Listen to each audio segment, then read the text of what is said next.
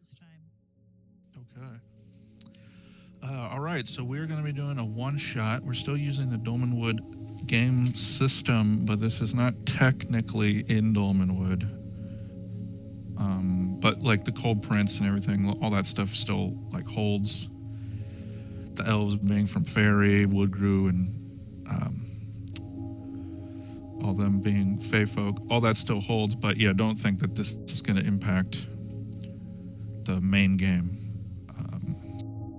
With that being said, this story takes place during a battle or a coup, an uprising of an elf army attacking a human castle.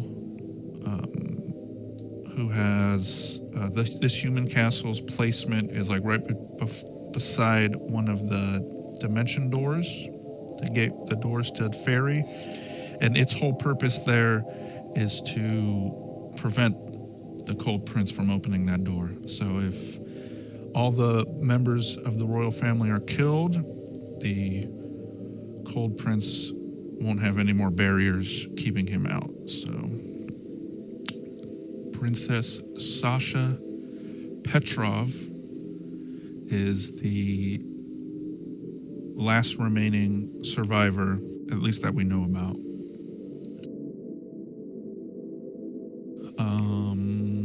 Who else do we have?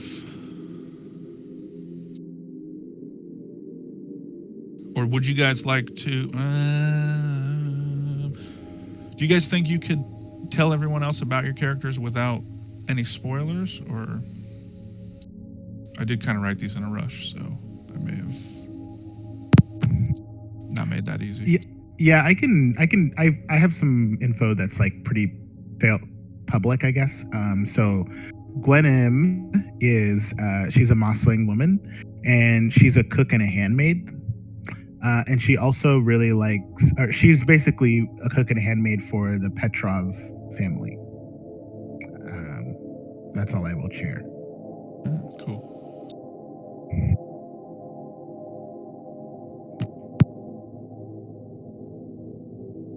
I guess Sir Dragos the Swift. Well, he's an elderly knight that served the royal family for most of his life, and he'll do anything to protect them. He's got a set of skills. Yeah.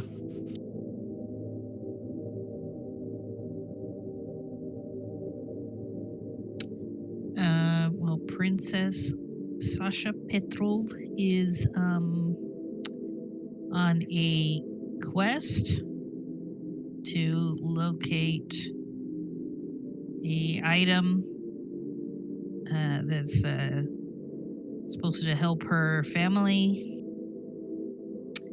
So she wants to protect her subjects and kingdom. Tight.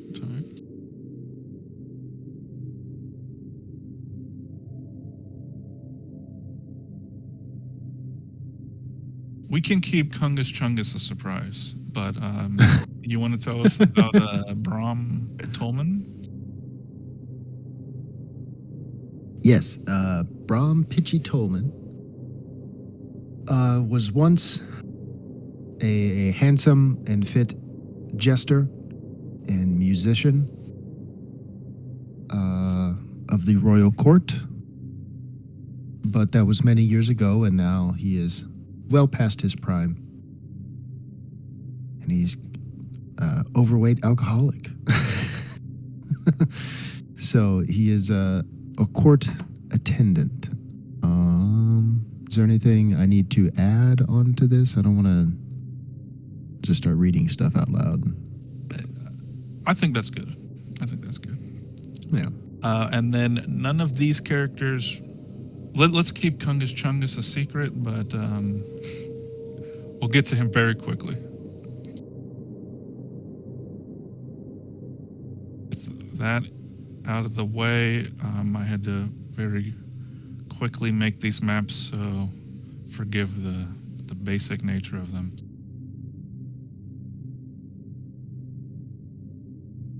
All right, Princess Sasha, you wake up in a mass grave.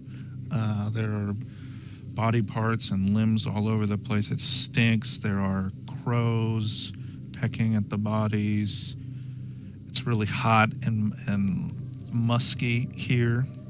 You also notice that there are ghouls, very thin, like anorexic thin, very, very pale, hairless humanoids with like that, the starving gut. You know how some people are like bloated bellies, but they're really, really thin. That's what the ghouls look like. I guess kind of like that thing from that movie. What was that movie with Justin Long? Barbarian. Okay. Or maybe like the things from The Descent. You also notice that a metal helmet has been nailed to your head. So you're in a lot of pain on your head, and if you try to touch it or remove it, it sends searing pain all over your head. Okay.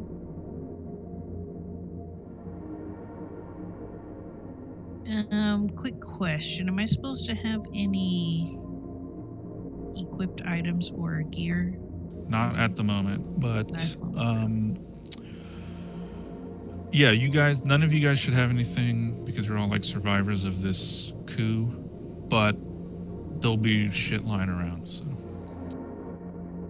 Okay, and what do I observe the ghouls doing? Eating the body parts of the various servants and soldiers in your kingdom. Can you describe how you're moving? She's slowly trying to get to her feet. Okay.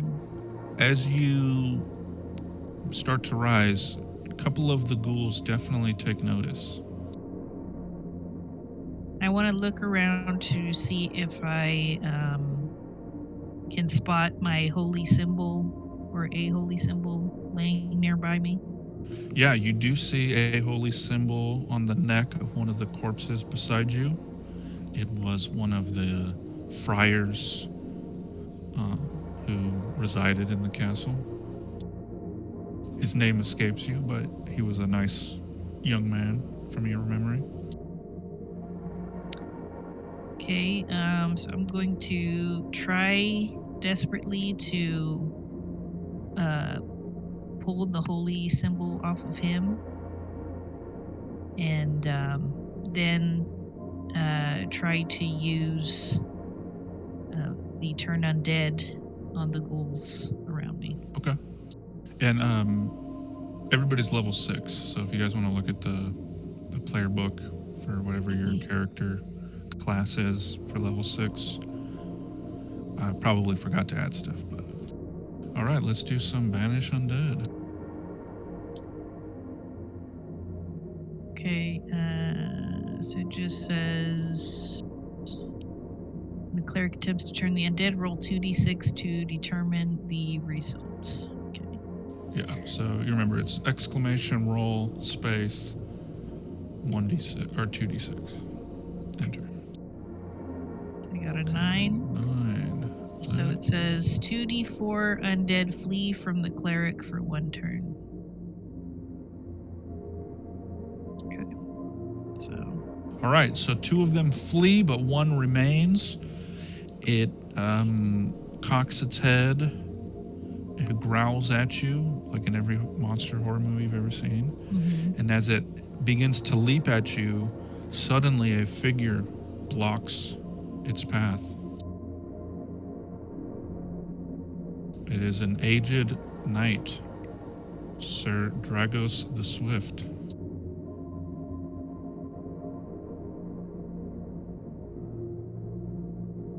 Sir Dragos, are you there?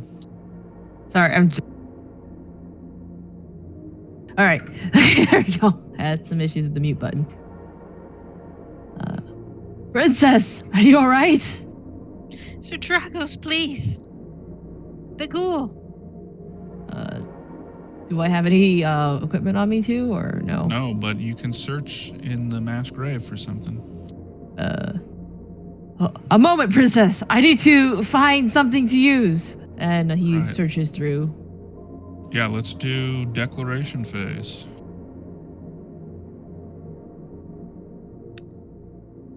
The ghoul is going to declare that it is going to try and rush past Sir Dragos and get the princess.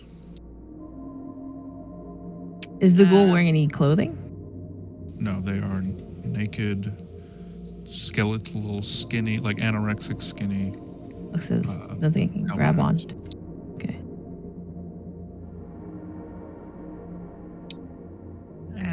Sasha is gonna try to look around and see if she finds any weapons suitable for her to use. Okay.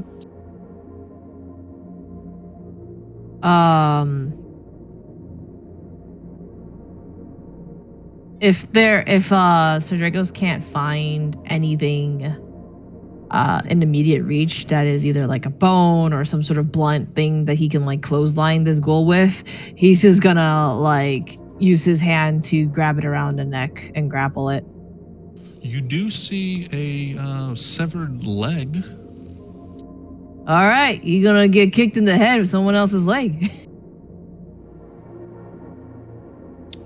And okay, so we can go to movement phase. You'll pick up the leg, and then do you want to attack with it too? Yeah, so like as the ghoul is trying to like rush past him, Sir Dragos would like to try to like like in Mousetrap where like the little boot comes around like that, like spin it around to kick him in the head. Okay. All right, we'll do that during melee. Princess Sasha, you find a sticky and sticky with dried blood mace that's stuck to someone's face. Okay, I'm gonna try to pull it loose.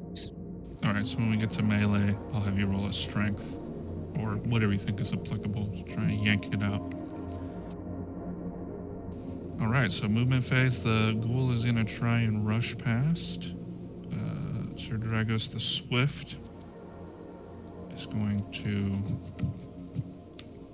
knock it back. So roll me a d20, please, to hit. So remember, that's strength plus attack. Oh, okay.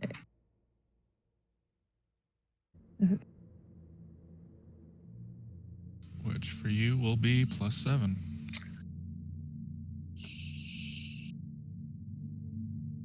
Wait, why is it? There we go. Exclamation roll, space, 1d20 +7. It's +7 because it's attack. Okay, I see it now. Damn it! Hold on. My shift isn't working. That's why it was like. Why are you like this? Exclamation roll. Oh, right.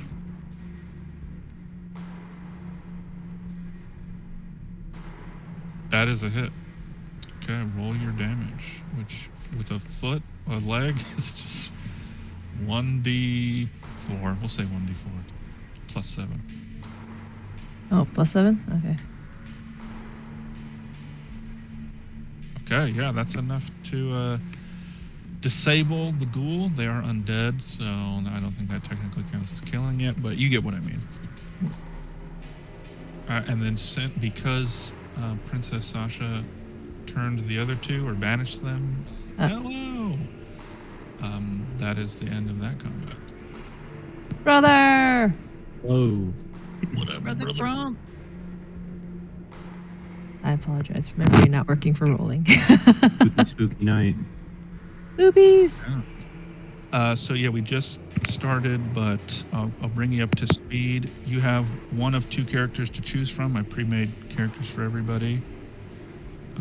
Would you like I'll PM them to you. All right. But basically the story is it's still in Dolmenwood, but it's not technically canon. But yeah, it's a kingdom, a castle that's being invaded by elf invaders. And you guys are all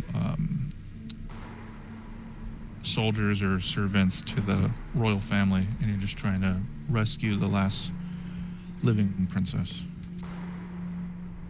All right. All right.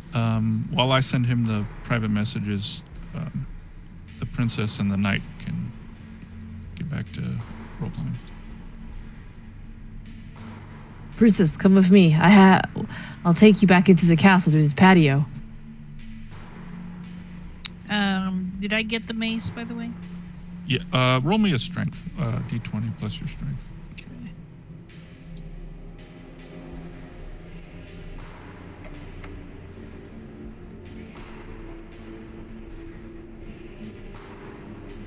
That was 16. Yes, that is enough. So she yanks the mace out of the corpse, and then she turns to nod at Sir Dragos and moves to follow him. As Sir Dragos moves along the mass grave, he would like to keep an eye out for any kind of sword or shield. But Yeah, you do find a splintered wooden shield with the Petrov family crest, kind of broken and sullied with blood, dried blood and whatnot. all right, I will try to attempt to take it if it's not stuck. It is not stuck. All right, so Dragos grabs his shield and continues on to the patio and holds his hand up for the princess to wait before he continues into the hallway, peeking around the corner to make sure it's clear. Okay. Patio. Yeah, so when you get to the patio, it's eerily quiet, other than the crows and the other carrion, animals that feed on the dead on the mass grave. Inside and towards the castle, it's eerily quiet and dark. What is the X on the map? Are you gonna go over there? Oh, I was just wondering if it's like, what do you call it, a blocked way or not?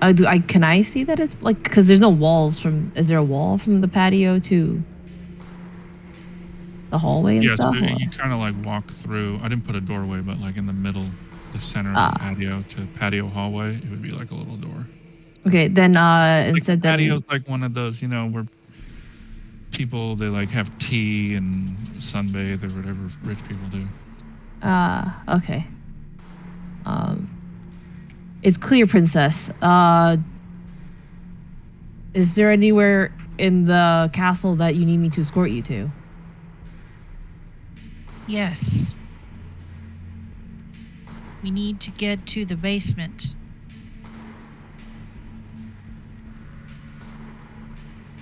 I do not know where that is. Well, go check out that X. Okay. I wanted to go to the servants' hallway. Yeah. All right. Stay behind me, princess. Let me take the lead. So, Sir Dragos will go towards the left, and then the right, and towards the X. So as you approach the X, you do see it is like a collapsed portion of the castle. The rocks and everything, wood, any of the construction materials have blocked this way. But you do see there's, you see like the silhouette of a man standing on the other side of the wreckage. Oh, there. You be alive or dead? What? Is someone there? Is that your name? Brom. Tolman. Who goes? Brom Tolman. I am Sir Dragos, sworn protector of the Petrov family. Thank the Pluralitine Lord. What? Are you well? What's happened? The elves, they've come in to kill all the royals here. Only the princess is left. Oh my goodness. Princess takes a step forward and she looks at Brom Tolman as if she is appraising him. And she says, "Will you help us with our quest?" Of course, Princess. It would be my honor. She gives a little nod. Wait, how are we gonna get princess? How are we going to get this? What's his profession? The bard, right? Yes. How are we gonna get this bard over to our side though? It's wreckage, and I'm not quite sure we can. Is it like, does it seem like movable, or does it like just seem completely collapsed? Completely collapsed. Yeah.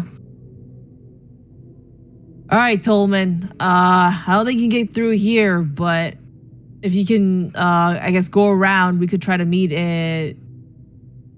So is there like a wall, connecting doorways to like the pantry and the servants, Yeah. or no? Okay. If you go through the pantry, we'll meet you there. We'll take the servants' hallway there. Okay. I'll stay put then. Shall I? No, go to the pantry, and then we'll meet you there. Oh. All the way across the courtyard. Okay. I'll see you there. You'll be fine. You're squirrely. What?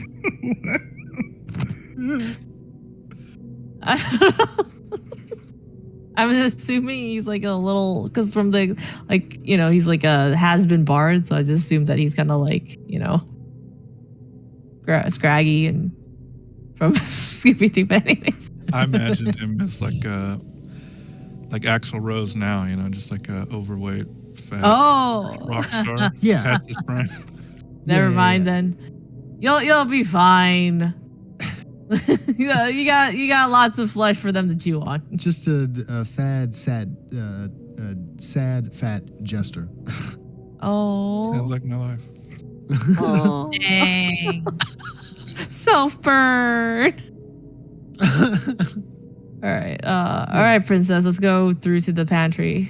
Hang on. I do want to stop you guys just for 1 second.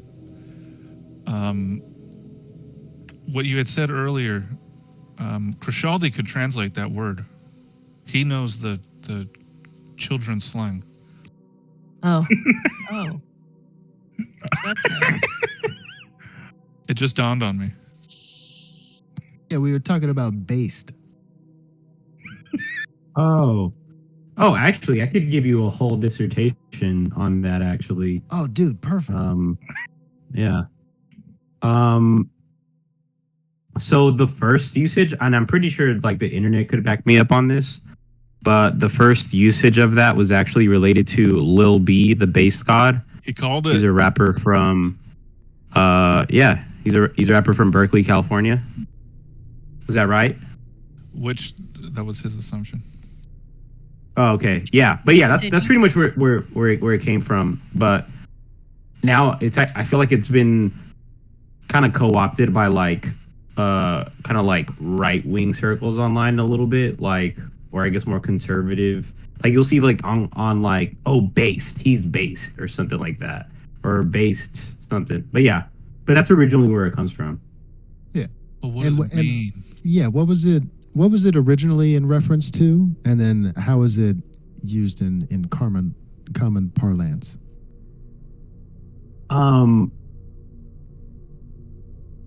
Well, so Lil B would call himself like, or he had like an alter ego called the Based God.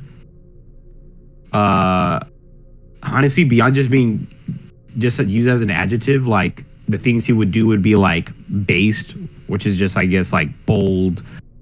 I don't know, like good. Yeah, honestly, Would you say yeah, authentic? there was a lot of like silly phrases. What was that? Sorry, go ahead. Authentic or true to himself? Yeah, I guess you could say that. But honestly, I don't know. To me, I think of like Lil B as kind of like the first meme rapper. You know what I mean? Like, I don't know. It was all just kind of like not to be taken seriously. At least I never took it like super So seriously. if in a chat room, a bunch of little kids just kept typing the word based or saying it in chat, what do they mean? Yeah. It just means like, oh, that's a good thing. Like, I don't know, depending on, someone must have said something that they really agreed with, or yeah, that they want to highlight. So they just say, oh, based. Here. Yeah. Here. That's what they used to say back in the day when they agreed. Would you say an antonym to based is cringe? Don't you think they used to say word? I think here was. That's like, what I said. Yeah. Us. Yeah. I'm like here is too old. Yeah, you can say word amen even. I would also say Mos Def yeah. sometimes. Yeah, I say most def. We'll I post a say picture of words most def. sometimes. For shizzle.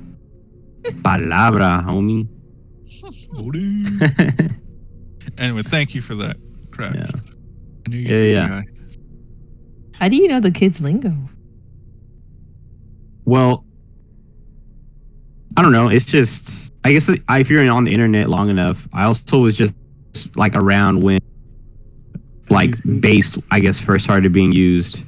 It's like them I like live, baby I grew up in face. Sacramento, which is like 2 hours away. So from like Berkeley and San Francisco. Yeah, like at one So. time I did ask him, what does it wasn't banger. What was it banger? Oh, like slapper or like slaps something. Oh, slaps. like yeah. hyphy Bay Area. Well, yeah. See, because the There's one- slapper was like, yeah. Like But people will use slaps for like anything nowadays. They'll be Yeah, like, but it was oh, only this for food's music, slap. right?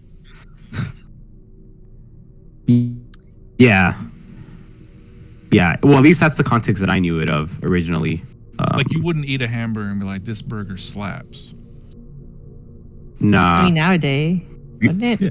Yeah, nowadays I guess you would, but back originally, I would even feel like it because you could just say, "Oh, this shit's bussin'." That's already the same thing. Or fire. Yeah, this burger's fire. But what if it wasn't Or spicy? or my favorite, I would just say this burger is hella good. I don't know. Oh, that's full NorCal. But why did people start saying bet? Where did that come from? Maybe like, I bet. You know, Or true. Oh, true. No, like when somebody says something, I think it's interesting. Yeah. and they reply bet. I think it's interesting with bet because bet has always been like English and Australian slang. And then recently it came over here. But like that's always been like a thing that I've heard them say, like over there. Do they use it the same way? Yeah. Mm-hmm. Oh, weird. Interesting. Well, I thank you for think that. we should. I think we should bring back Mondo. Y'all remember Mondo? No, but I do remember Lizard. I mean the post Wizard. Or what was it? Hyphy? Crunk. That was the one that we said.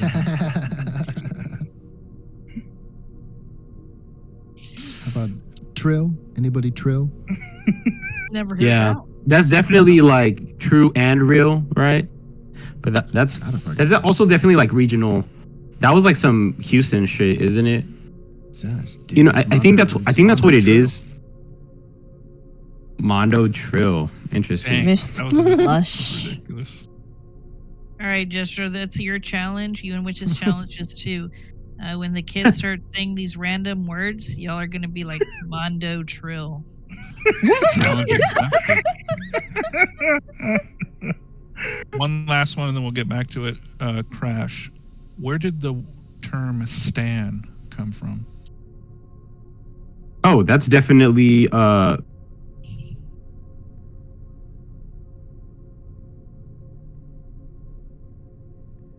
You're breaking up. Okay. Suspense. I know that felt like Jeopardy. Okay. Jeopardy. I said Eminem. You Yeah. keep breaking up, but it sounds like you're saying Eminem. Yeah. Affirmative. Okay. Okay. All right. That's what we thought. We just I needed you to confirm. Bet. Okay, so switching back, Sir Dragos and the princess head south down the patio hallway and then east, right? Yeah. To, Where are you heading now? Servants through the servants hallway to the pantry to meet up with Fat Roly Poly there. All right, as you enter the servants' hallway, and just as you're about to open the door into the pantry, you hear a shriek come from behind you, and there's another ghoul right behind you, standing silhouetted in the light from outside, and it rushes towards you. What are you gonna do? That made me think of the shrieker from Left 4 Dead. Okay. So Dragos squares his feet and holds his shield up in front of the gets in front of the princess, holds his shield up, and gets ready to block the charge. Princess? She may is declare. going to ready her mace to strike if it gets close enough. Okay, movement phase. The ghoul rushes towards you. It slams into Sir Dragos. What's your AC, Sir Dragos? 14. That is a hit. It rushes into you, just full shoulder into you, knocking you back. Princess, what is your AC as the body of Sir Dragos, falls backward towards you? 12. Okay, Sir Dragos, roll 1d20. I got it this time, I promise. Also, is everybody Maybe. listening to the music? Yes. Yep. Cool. Oh no! Oh well, that's not enough to hit the princess, but you do hit the door into the pantry, and you and the ghoul fly past the princess, hit the servant's door into the pantry, and fall inside the pantry. Can I beam the ghoul as it's flying past me? You may attempt to hit it. Smash Yes. it in the head. Roll to hit. 1d20 plus strength plus attack. 7 is a miss. Sorry. Dang. But you swing wide. The mace gets stuck in the wall next to you. Sir Dragos and the ghoul tumble like a freaking Tom and Jerry cartoon into the pantry. Next round, declaration phase. She's gonna pry the mace out of the wall. Okay, that'll be a strength. We can do that during movement. Do you want to declare anything else? She's going to move towards the pantry. Trying to be more cautious and stealthy. Okay.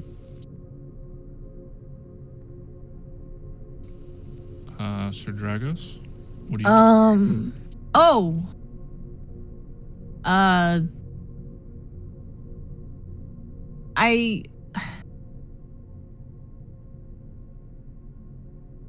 I don't know how this would work. Okay, so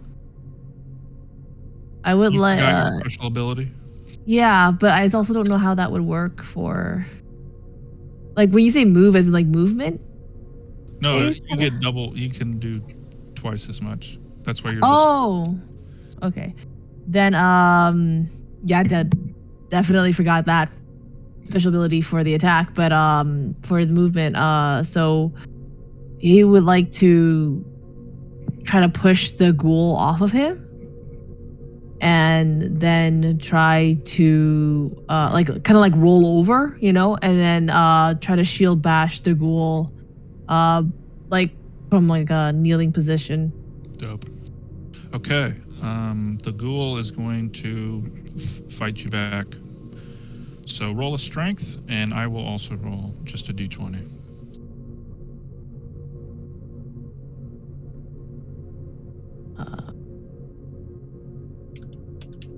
I don't want to jinx it, but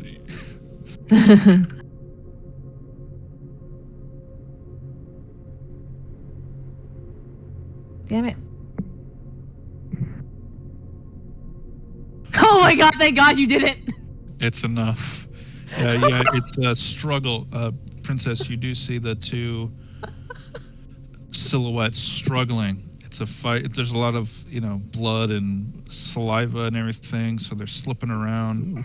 It's kind of clumsy, and there's a lot of slapping sounds like Eastern Promises. I'm an old man. Okay, now roll your hit for the shield bash. How much damage does shield bash do? 1d6. Also, Crash, we're not in Tailspire, we're just in Discord. And then plus. Yeah. Sounds good. That is actually, yeah, no, that's not enough. You just slam the shield down, but it misses his head. Okay. Remember, you do get double attacks because you are the Swift. Oh, I thought rolling him off and then attacking him was 2 moves. That's Then a yeah. movement and then an attack. So you can do another movement and another attack. Okay, then I will attack him again.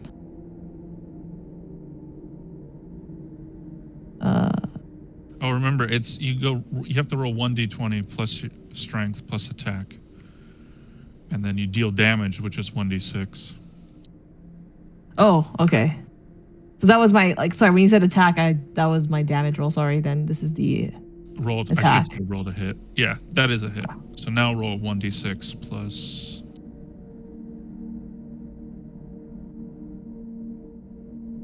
7.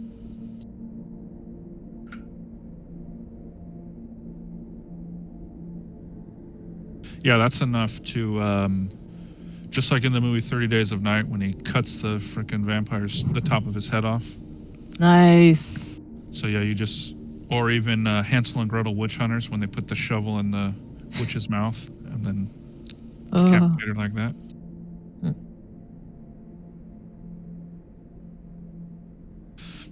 Yeah, so the princess sneaks in behind you just as you lay the killing blow. Princess, you see the ghoul's body go slack and then a pool of blood drift out in all directions from its semi-decapitated head. Don't worry, princess. He lost his head over here.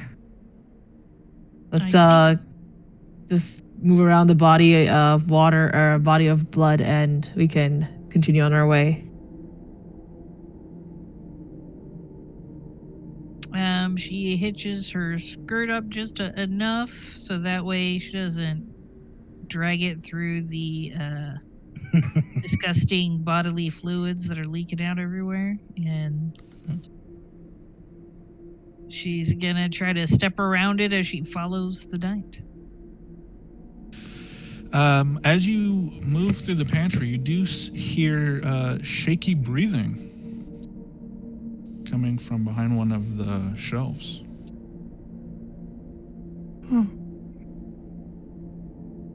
The princess is going to take out her holy symbol and hold it up as she starts to move to investigate. Sir Dragos will approach the shelf too. Hold on, princess. We don't know what's behind there, and then lean his shoulder against the shelf to push it back. You're gonna push the whole shelf over? Not over onto the shaky breath, but kind of like push it to the side to kind of like reveal whatever is hiding. Okay, these are like those big wooden shelves that you like. Oh. I hear a voice. Is that the knight? Is that Sir Dragos? Is that you? Hi. Oh, finally a familiar voice in this bearish place. I just can't stand it. It's me, Gwenim, the cook. Oh, Gwenim! Good to see that Yes. you're still alive. Here, take my hand. Let me help you out of there. Oh, thank you. You're such a dear. Wait. Uh, where's the princess? I'm Uh, here, Gwedim. Oh, I'm so thank relieved goodness. to see that you're alive. Oh, I'm so worried. You had me worried sick, girl. Oh, I couldn't stand. Your parents would be so mad if something were to happen to you. Gwedim, you do notice that a metal helmet has been nailed to her head, like Leonardo DiCaprio in The Man in the Iron Mask. oh, sh- Milady, your head. Are you talking? What's going on with your head? I don't know, but it hurts terribly. Oh my I goodness. can't remove it. Oh, maybe I'll have something you can eat. Maybe I'll fix you some soup later. And that'll maybe help the pain a little bit. We'll have to get that dealt with in a little bit. But for now, I think we need to get out of here. And I'm so glad you guys are all here. Guess what? I rarely tell anybody this, but there's a hidden staircase in this pantry that can lead to the basement. That's where we need to go, Gwedim. Oh, you need to go to the yes, anything. As long as we can all go out together, we'll have a stronger chance of surviving this onslaught, this mess. Oh, I can But show you. first, we must save this bard that we found. yeah, we're gonna meet up with Tolman. Tolman in the we're in the pantry, but we told him to meet up here. We should probably go out and find the Is fat it- bastard. Is it that round, lazy one, Brom? Yeah, Oh, kind of looks like a bother. blueberry. Oh, bother. Yeah. I guess he's somebody. I guess Eh. we can. He's another able-bodied adult that can surely assist us on our endeavors. He's Bad. big that we can just outrun. Kill him for something. Okay, you guys gonna take anything from the pantry, or are you just gonna head into the courtyard? I'm gonna take my trusty frying pan just to make sure I have something in case some nasty monster tries to attack me. All right, that does 1d6 damage, so make a note of that. Okay. Are there any potions or anything in the pantry? Not potions in the magical sense or medicinal sense, but there's like wine and cooking oils and things like that. Okay. I don't Cooking think I should oils would be take anything. cooking. Actually, so Dragos would like to take some cooking oil and any matches, as well as if there is a rolling pin to hit with instead of a severed leg, that'd be nice. Yeah, there's a rolling pin that does 1d6 damage. Okay. And yeah, you find 3 glass vials of cooking oil and a box of matches. Nice. 3 vials.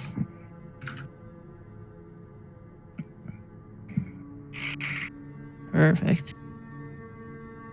All right. Are we good, ladies? Shall we? If you want to stay here, you may, and I can just peek out quick to see if Tolman is around while you prepare the, the scent. No, I will stay by your side, Sir Dracos. We go together. All right, the 3 of Okay. you exit Yes. and enter the courtyard where you see dozens of bodies, all impaled and cut up, not too dissimilar from the mass graveyard where you started. But one key difference is there are gibbets, I think that's how that's pronounced, hanging, those like cages, those torture cages that hang. Oh, So there are several gibbets hanging from like the archways of the courtyard. Again, a lot of ghouls here, a lot of crows, a lot of vultures, rats, things like that.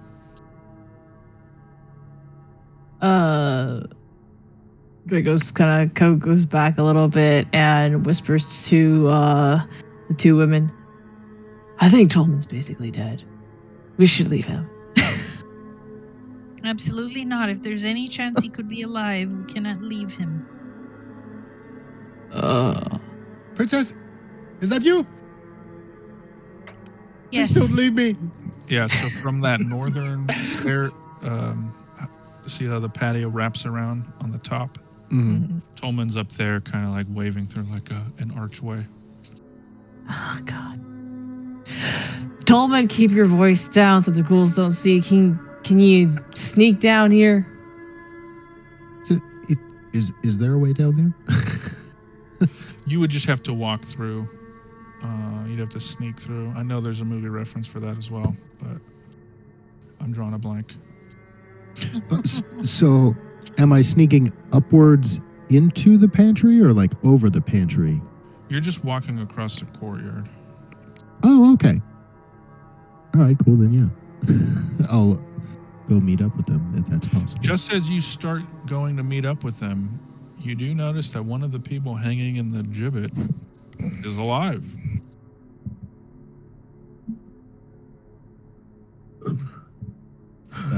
Tolman is frozen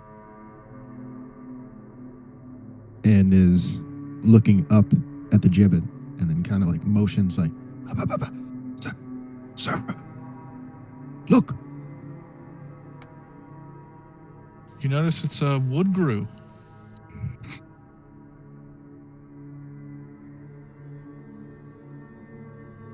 How far am I Keep from... your man. That's your cue. Okay. Hey, Pidgey, is that you? What? Oh, shit. Let me find the name. Yeah, you I'm so sorry. recognize him as Kungus Chungus. Kungus? Yeah, Kungus Chungus. You're alive. Oh, okay. We need to get him down. Sir? Dragos? Do I like hear him say all this as he comes across the courtyard? Like, how far is he? Yeah. So yeah, he is still at the top part of the patio hallway, and you're at like the left side of the pantry box. Yeah. So I don't think I would hear him. I mean, you could see him clearly. So Oh, okay. I mean, if he's like waving or motioning or pointing, you would notice. Is there... I guess I'm just confused. So, like, I'm on a staircase. No. You're in the hallway. The staircase is on the far right. Okay, so I'm still pretty much in the same place. Yeah, you as just they moved as they around that found me. corner. Yeah, you just moved around that corner. Okay. How many ghouls are between us and the gibbet where Chungus is? Maybe about 3 or 4. Princess, you got any more of that turn undead? Of course. You do notice that they are preoccupied. They seem occupied with their meal. Roll a stealth then. Alright, everyone keep low, keep quiet, watch your feet, make sure you don't step on nothing. I'm gonna try to make my way towards I keep want to call him Blueberry because I keep thinking it was like from Willy Wonka. Well, make my way to Tolman and whatever's in that cage there. Okay, roll 1d6. Yeah. Princess, handmaiden, and knight.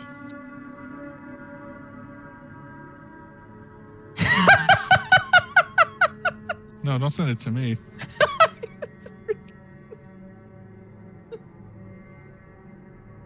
So Blue Octopus, you do exclamation, roll, space, 1D lowercase 6, enter. Don't be me. Don't just keep typing roll and hope that it works. The 6. Yeah. Oh. Okay. So Nice. 2 rounds is enough for you to get across. But I would like all of you to narrate how you pass these preoccupied ghouls and crows and rats, and what happens as soon as you meet up with Brom Tolman and Kungus Chungus.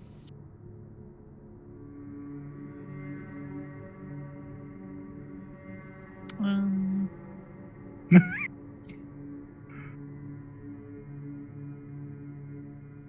Well, I guess Sir Drago's probably leading the way, so you want to go first. So Dragos will put the shield on his back, carefully lay the severed leg on the ground, and slowly tiptoe towards the cage, making sure he washes his feet to not step on any bones or twigs.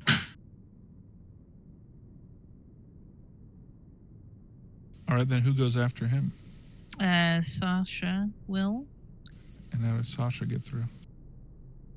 She is sticking close behind Sir Dragos, keeping her eyes down towards her feet, glancing up every now and then to keep track of where she's going and be mindful of where she steps. Still hanging on to that mace? Yes. And finally, She's white knuckling it. Gwydym Frother. Yes. So, Gwydym is also, she's a Mossling, so she's pretty, I feel like, subtle, or at least is able to walk quiet, maybe. But she's taking little baby steps. She's a little stout, so it takes her a little longer to get places. But she's being very careful and holding her frying pan close and just tiptoeing very nicely. Okay. So Tolman or Brahm and Kungus Chungus, you do see these three individuals sneak past the dead bodies and the ghouls who are gorging on the dead flesh. They don't even disturb any crows. But now you're all reunited or united beneath Kungus Chungus's gibbet.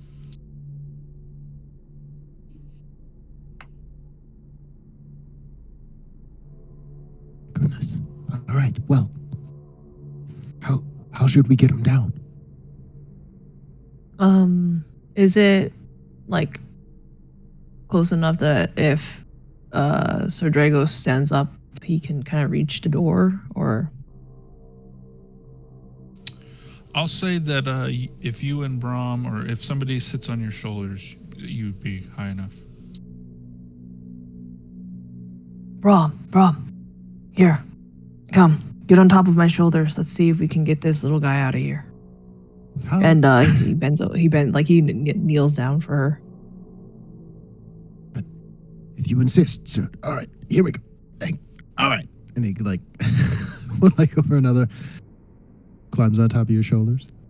Yep. Upsy daisy. He stands up slowly and carefully to make sure she doesn't hit her head on the cage. And I guess, let me know if this is close enough. Can you try to, do you have anything you can use to open the cage door? What does this cage door look like? Does it have a padlock? No, it's just like one of those, it's like a latch with like a hook. Oh, okay. Yeah, and you like put a nail or something through the I don't know, key. No, it's not a keyhole, but it's like a latch. Yeah, like the latch thing. Yeah. Can I reach the latch from where I am? Yes. And if so, I will try to do that as carefully as I can, because it might be squeaky. Okay. Oh, I've got some cooking oil if you need to use it Couldn't hurt. as WD-40. If you request it, because I wouldn't know, I can't see, so if you request it, I can hand you. But you want to try it without first, or? See what happens. Okay. I did say it. I didn't think about the cooking oil. Oops. Yeah. Do I need to roll? You tell me. I have an idea, but I want to know what you have in mind.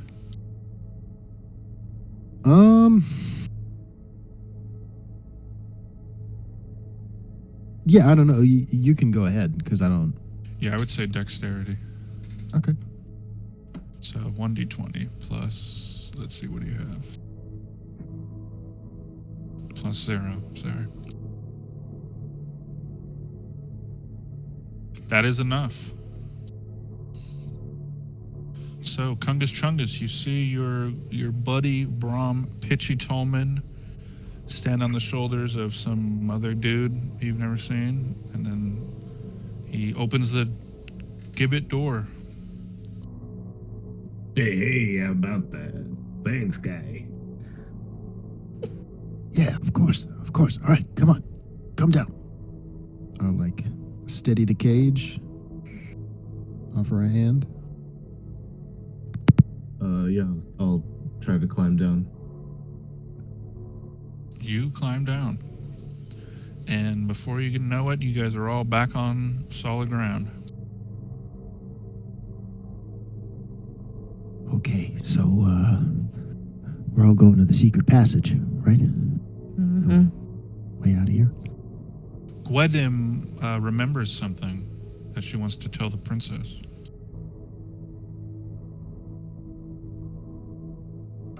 Gwedim, what do you know?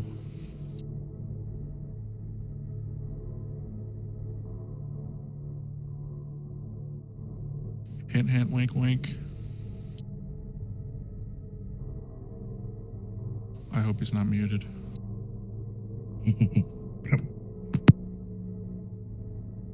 Blue octopus. I'm here. I missed the first part. I'm listening. Tell us what Gwydib Frother knows. Oh, I can tell you something. So this is about Alexi? No, under what she knows. Yes. I know. Who? What? Oh, what? Oh. Sorry. We need to, you guys, we have to face the royal family. I don't believe they're dead. I think they're all hiding.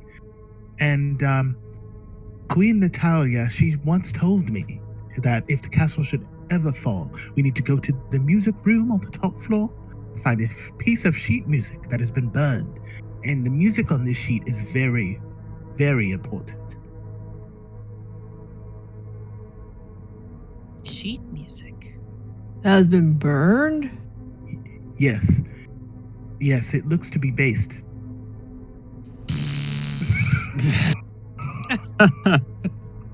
Womp womp. But yes, Queen Natalia did tell me the music. So we must get to the music room but it's on the top floor. We have to get our way up there. But the princess needs to go to the basement. Where?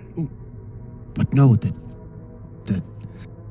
the room in the basement can only be opened with a specific melody. One that I could play on this fiddle, and I don't know the tune. It must be on the sheet music in the music room, but the last person I know that had the key to the music room was Princess Anastasia. And where is she? Princess Anastasia? Oh, I haven't heard her name in ages. But Pitchy, you can still play music? You can still play? Of course I can. In your condition? Okay. How dare you? Okay. The indignity. He's getting a little loud. He's not really paying attention. I've been here for so long. I can't understand these young people. What? Oh, yes. Sorry. Right. Kungus is gonna kind of nudge Brahm and be like, "Oh, don't mind her. That mean old raisin don't know what she's talking about." Whoa. You take that back.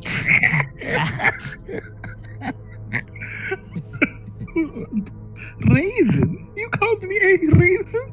How dare you? It's okay. Raisins are very sweet. Kungus Chungus, you do notice some of the ghouls starting to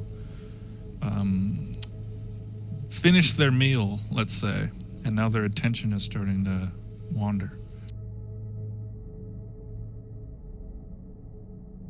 I think we need to get out of here, preferably somewhere with some cheese or wine, and lead the way.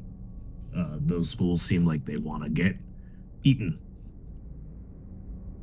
All right, Princess, you okay with us going to the top first? I Yes. suppose we have to if that's the only way we can get into the basement room. Yes, milady. Your mother would have wanted us to go up there. All right, then. Let us go. Sir Dragos is going to lead the way upstairs. Kungus realizing that he's in the presence of royalty is gonna kind of wipe his teeth with like his shirt and is gonna like vigorously until it goes like all right. Nice. And comb his hair with a little spit and all that. Yeah, he uses some fish bones to like comb his hair. Nice. Gross.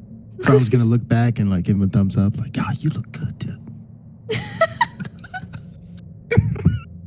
All right, as you, so the staircase is supposed to be on the top right corner.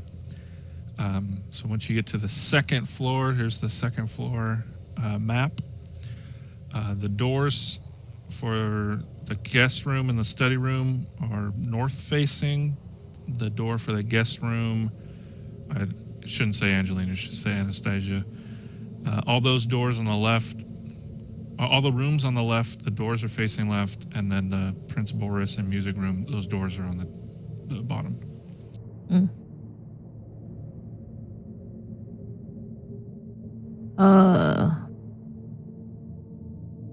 All right. So we're supposed to go to the Princess Anastasia's room, right? That's what they said. Yes. All right then.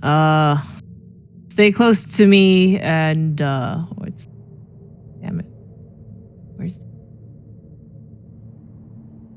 Stay close to me, Gwendam. Let me know if there's anything that you like see or know that I don't, so that I can keep an eye out for it, and then he'll lead the way to, with his shield up, quietly towards the princess's room. All right, as you turn the corner, you do see an elven knight standing guard in front of Princess Anastasia's room. He has not seen you yet. What are you going to do?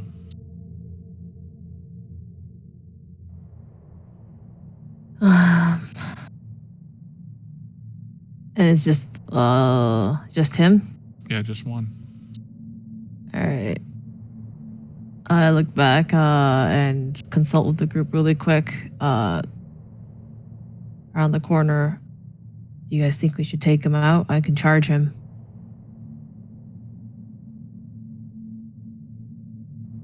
Aye. Brom will kind of move up a little bit.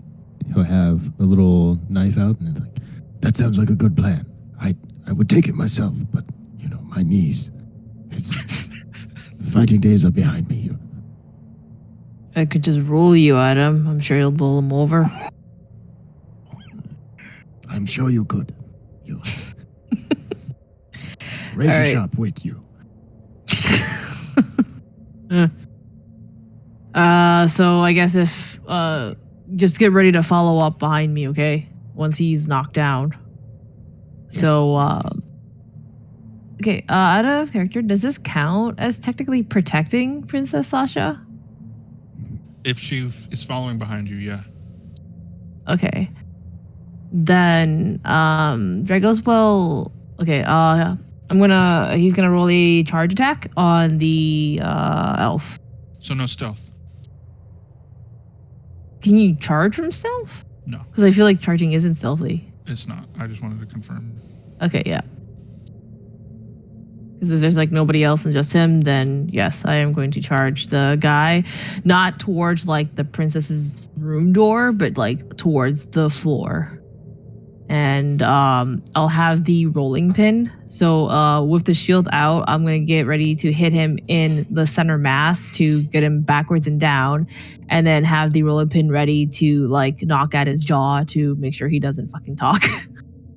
All right, so because you didn't do stealth, he is going to get a chance to defend that first attack.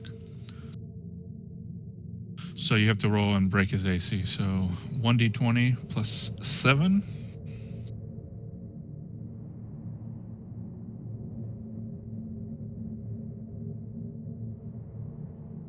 That is a hit.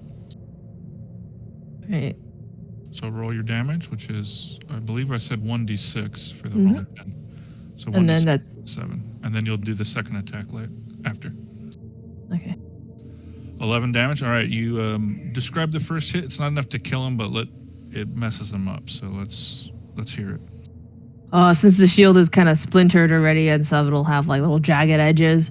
So as he tries to brace against it, I kind of charge up and under, and then kind of like up, under, and down. You know, like where you raise somebody up and then you bash him down into the ground. So that'll kind of take the breath right out of him. Okay, roll your second hit with the rolling pin. Time to be quiet, little man. Breaking your jaw.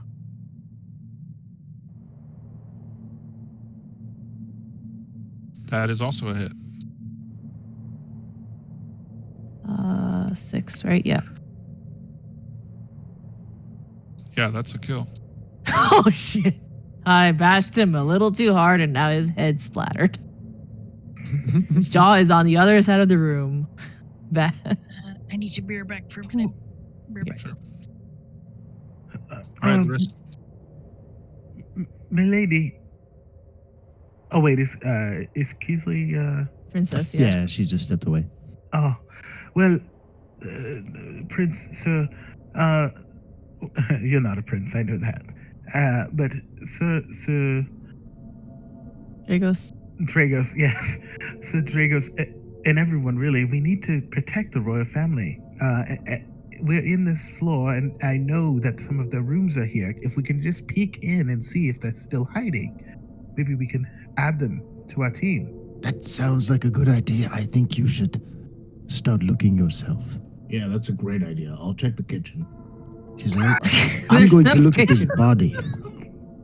Yeah, so Dragos would like to take any weapons or anything like, you know, not armor, but yeah. The elf has a saber. That will do. Let me confirm.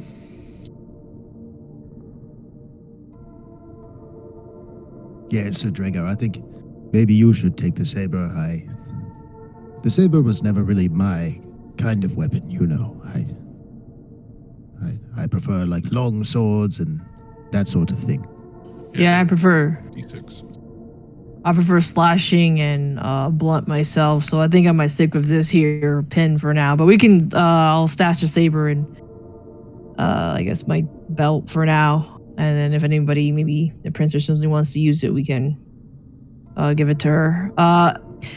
Do we want to check the guest rooms and the study room too to see if there's anybody hiding in there that we can rescue? Was that the royal we or? Yeah, I'm asking all of you if we want to go back a little bit and.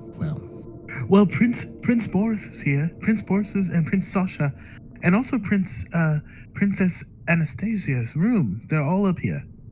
Okay, so but there's probably nobody in the guests or studies. No, that's doubtful. I mean, no, they're never good at studying anyway. Yeah, all right. Fair enough. Well, we're in front of the Princess Anastasia's, right? Correct. So let's you're the smallest. Do you want to peek in? Yeah, I'll go in first.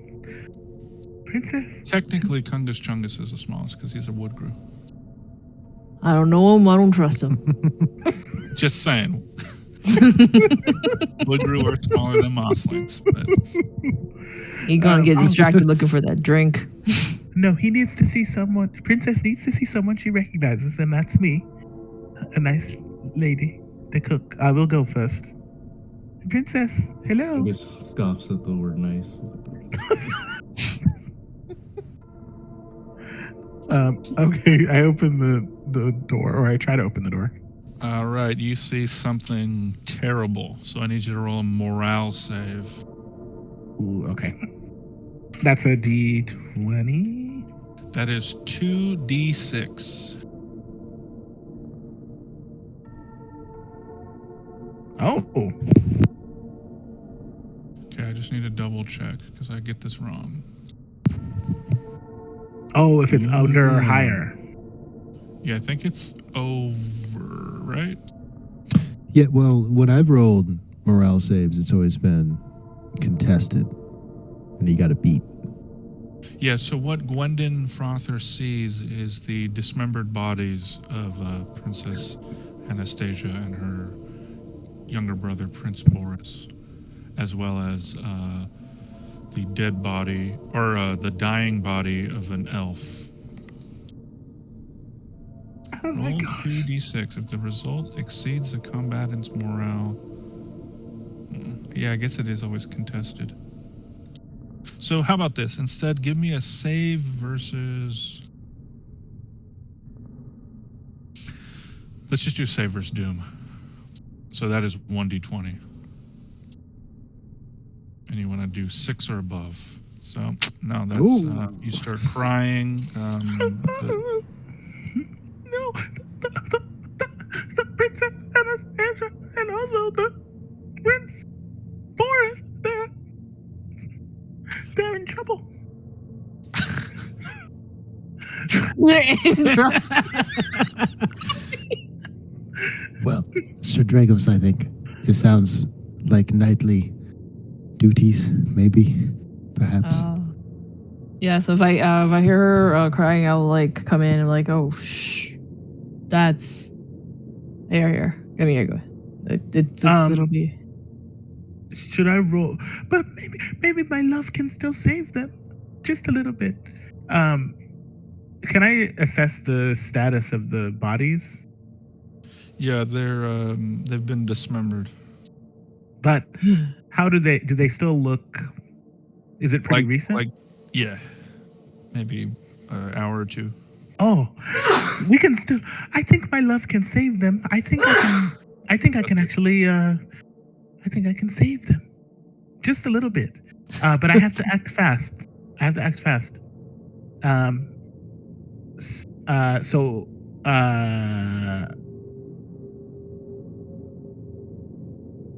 Yes. So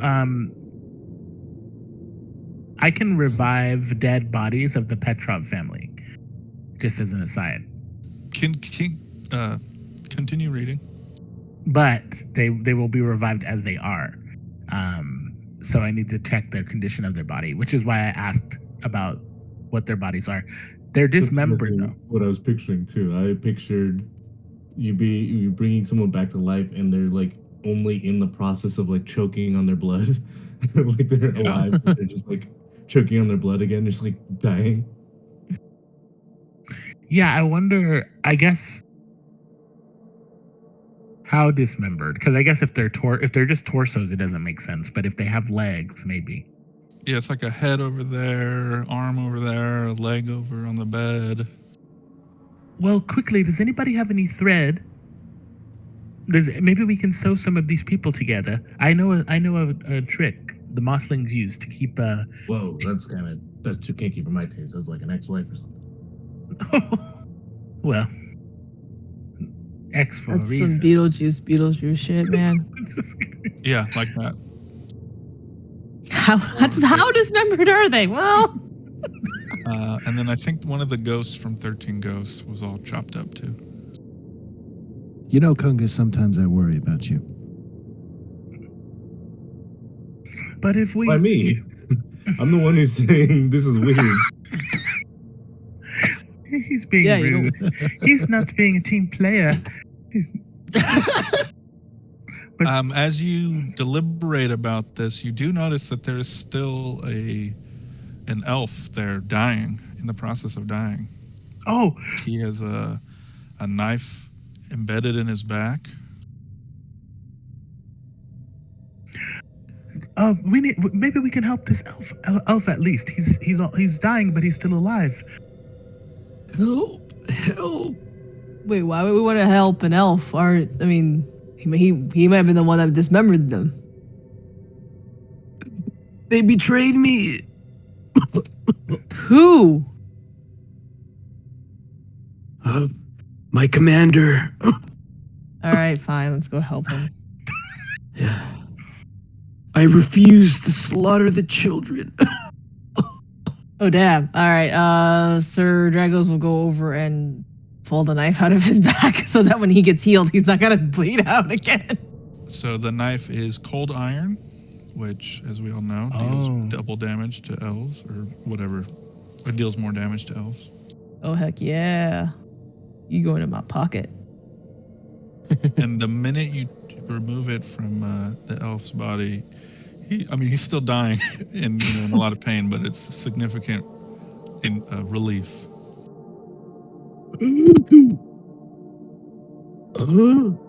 I guess that feels a little better. I'm dying slower. Hey, you're really hanging in there well for a guy who's being marginally healed. So good job. Kungus is gonna give him a big thumbs up and encourage the elf. Ooh. And he's gonna whisper to Pullman. He's gonna be like, "They like to be encouraged." Yes, it's true. Thank you. Worship me. And stab. No. But Gwendam, so you think you can heal him now?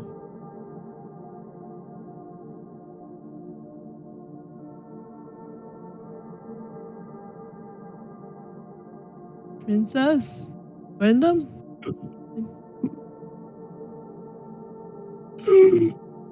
Oh, she dropped out of Oh. Keesley dropped out of the call. Yeah, I'm thinking maybe something happened. Ew. William's a mean old raisin, so she just doesn't care. Stop speaking ill about her. No, why is she just standing there? Well, She's- Prince, Mr. Elf, I could play you a song. That make you feel better? Maybe? Will it say nice things about me? Will it be about how good of a warrior I am? Yes. Yes. It'll be all of that. Yeah, then it will help. Thank you.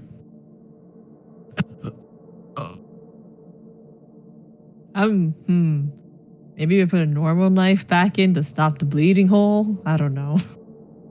Oh God. I'll play you a little ditty. Yeah, it's great.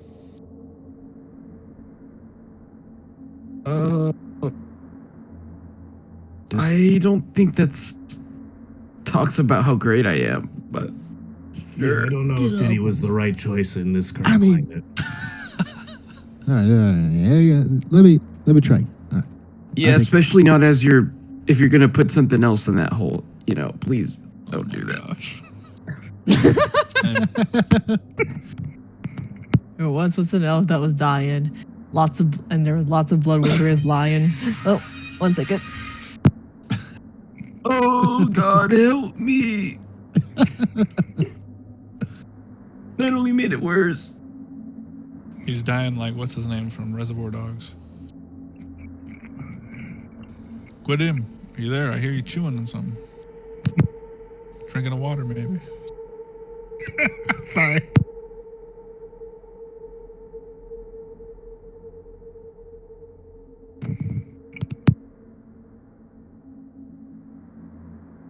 Well, I will say that the princess will heal this elf.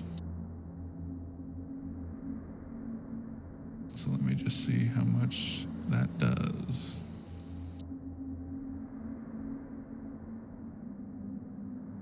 Greater healing, 2d6 plus 2.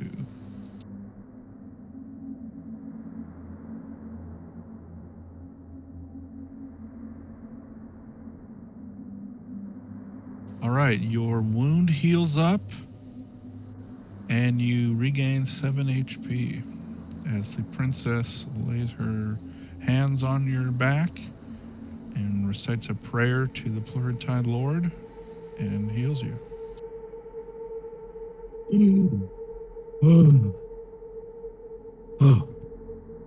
Oh my goodness. Thank you, princess. I almost thought I was a goner there. I mean, I can't really die, but you know what I mean. All right, I'm back. Sorry about that.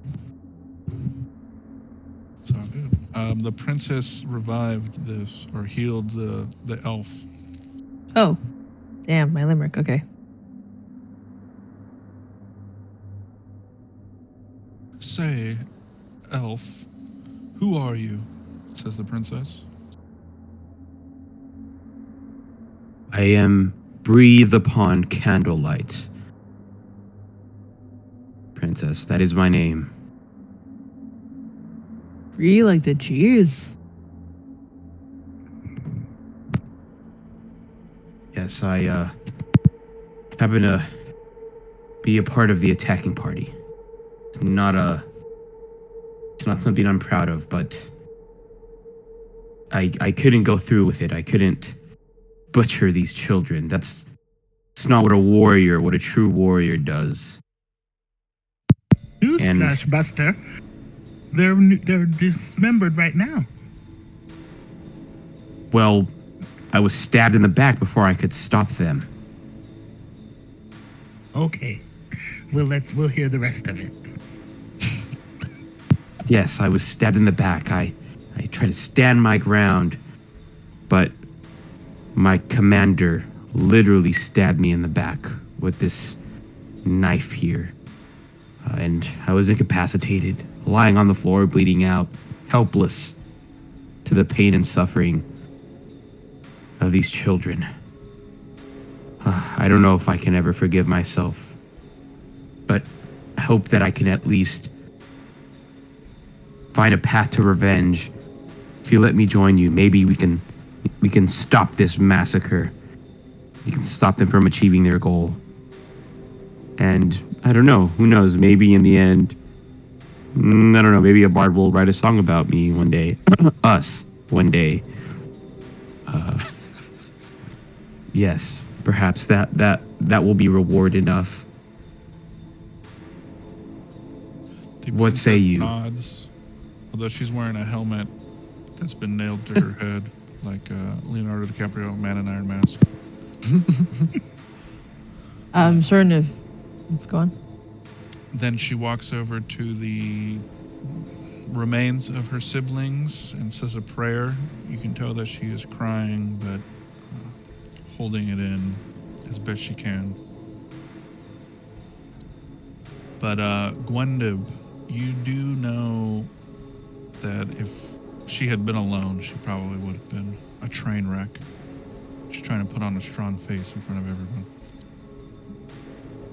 Yeah.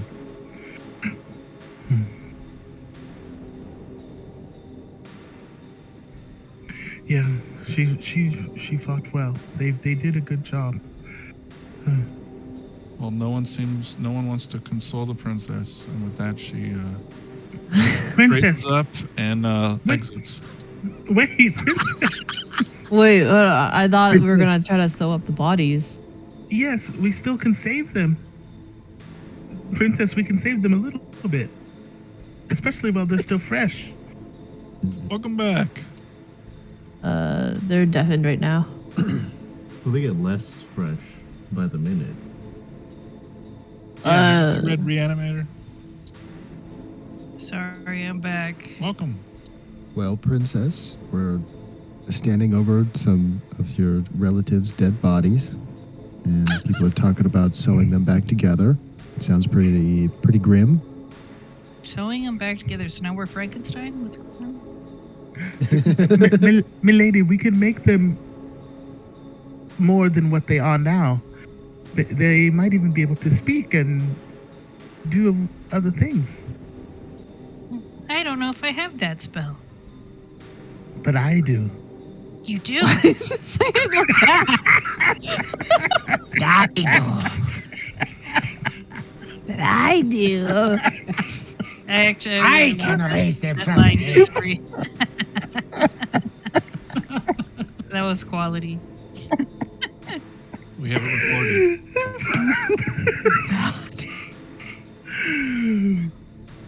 Also, there was a dying elf in this room as well. But you saved him. I did, or somebody else did. Yeah, you had a very stupid voice when you did it, but you saved him. I want to hear this voice. It's just my whatever voice. I need to hear the whatever voice. What's her name? Reverend Mother. I don't even remember what I said. It was, "Arise, elf. You do not deserve to die here." In Dolmenwood or in the world, does elf blood have any properties? I don't think so. Okay. Wait, why do you ask? Just what? It was just. Yeah, hey, wait a minute. What's going on here? Yeah, one of us is a elf full time. It has no magical properties, dude, okay? Just curious. Its properties is it does its job inside of my body. Okay. I mean, it's been spilled here. So That's all you need to know. I'm sorry. Well, we don't need this. We don't need the elf blood, but we can. Milady, please, I implore you. We can really save these your siblings.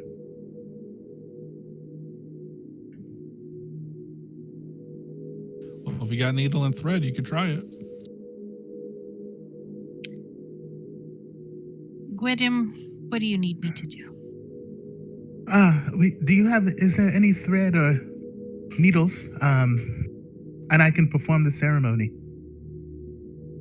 Are we still in Princess Anastasia's room? Yep. Oh, yeah, she might have something around. I didn't even think of that. My own room is next door. I could also check my own. Try Gwydim, try rolling. I don't know, what do you think a search would be? Intelligence?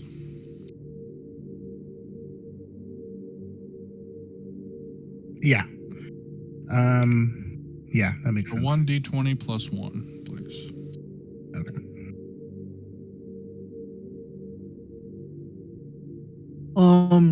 I guess worst comes to worst, we could also go to the music room and use the like violin strings. There is no needle or thread in this room that you can find. Oh, yes, but you're onto something. The violin strings. Well, let's see. Princess, do you have any sort of needle and thread in your room?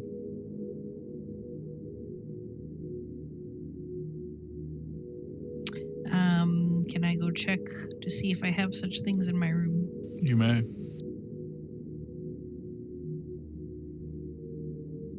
The rest of you watch as the princess, the last living member of the Petrov family. Oh, exits no. the room. Not on my dead body. Sir Dragos is following Princess. Also, no one consoled you when you were grieving. We thought she was gonna be fine. They're gonna come back. I didn't think we were all in the room. Like, because I know. Yeah, okay, so like Brahm and Kungus Chungus are probably outside. That's fine. Yeah, But yeah. the others. Princess Sasha Petrov is an Iron Maiden. She doesn't show her emotions on her face. Yeah, but it was just like that scene in the anime. Blue Octopus 11 had glasses and was like, you see the slump in her shoulders? She's actually crying out in pain right now. The only reason Gwydim is not consoling the princesses because she thinks she can resolve the situation with this immediate solution, even though it's going to be really creepy to everyone else. It makes sense for Gwen. It makes sense, but I know that's creepy in real life. And yeah, the knight ain't gonna, like he's a knight. He doesn't know how to feel. Sure. So, Princess, if you head to your room, you will get a +5 because it is your room to search. So it'll be intelligence unless you think another skill is, or another ability is more appropriate.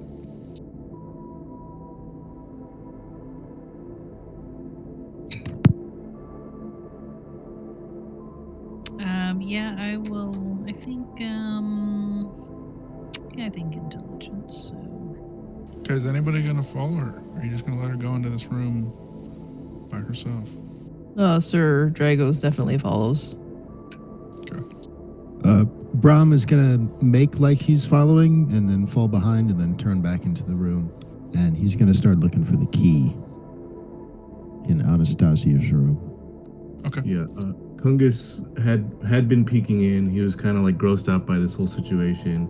Upon hearing what the plan is, he's following reluctantly, but he's just like mumbling to himself, like, "Man, this is like something out of a nightmare. Before Christmas? Before Christmas?" This is Halloween. This is Halloween. Okay. Yes. Princess Sasha does find some needle and thread in her sewing materials. Do I have anything else? Do I have anything else of note in my room? Can you tell me what you're looking for? Maybe I can give you a better answer. Armor, useful equipment,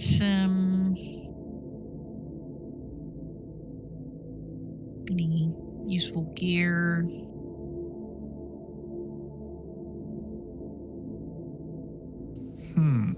There's stuff in there, but not armor, because it's not the armory, it's just your bedroom. Yeah, I'm going to say that you have studied fencing, so your rapier, your fencing foil is here, and your fencing garb. So I guess it's not technically armor, but I'll give you a +1 to AC. And you can't wear that helmet. You already had a helmet on, but you know that white costume fencers wear. Yeah, I will take it. Princess, we also found this saber on the elf outside. Would you rather have a rapier or a saber? I will take my rapier. It reminds me of better times. All right, then I'll take your mace if you don't mind. And then there is a family portrait on your vanity. How big is it? I don't know, like standard photo size. She's gonna take that. Do you have a Pleuratine Bible, perhaps? No, but you know that there's one in the music room. Okay. So she'll, do I have like a pack or something? Yeah. Purse. So she'll take the portrait and put it in her bag, and she's gonna step into her walk-in closet and change clothes. And there's also a music box of a ballerina dancing. Your grandmother gave it to you? No, wait, that's your sister, sorry. Oh my god. Smells like peppermint. That's from the movie Anastasia. Yeah. Oh, I was also thinking when she said walk-in closet, I was thinking that like when she opened it, went, "Wow." I kick him, sir. I punch her. Whatever that little bat says. the bat. Is that what Kungus looks like? Yeah. Although a little larger. Yeah. Didn't even make that connection. And that's what's his name from Simpsons. Who did that voice, right? Is it Dan Castellaneta? The guy who does, Casto. like all of the voices. I don't know his real name. Hank Azaria. Yeah, Hank Azaria. Oh shit. Maybe. Well, I don't know. I don't know. Cool. Yeah, it is. 100%. Princess, we should go to your brother's room too and see if he has anything She to is be able. unpresentable right now. Oh, Hey, well, he could be talking to me through the door. Princess, when you're done in there, we should go to your brother's room to see if we can use anything to remove your the nails from your head. She doesn't say anything until after she is dressed, and then when she steps out of the closet, she says, I'm afraid it's going to take a skilled healer to be able to remove this thing from my head. Oh, It's, Well, you never attempted it. I know. it's I know. very... She was still Painful. walking. She was still walking and running with us. But okay. I'm not gonna say anything, but I'll wait till you. Let me. All right, the princess is all geared up. Good, you look more protected, Princess. Let's go back and see if we can get your siblings back together. She just kind of Sentence. bites into her lower lip and nods and follows back to the other room.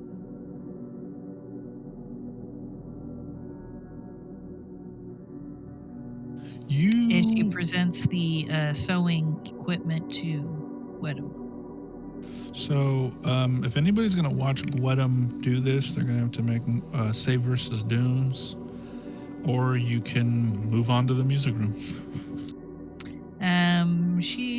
Princess Sasha does not want to watch this. She's gonna go to the music room.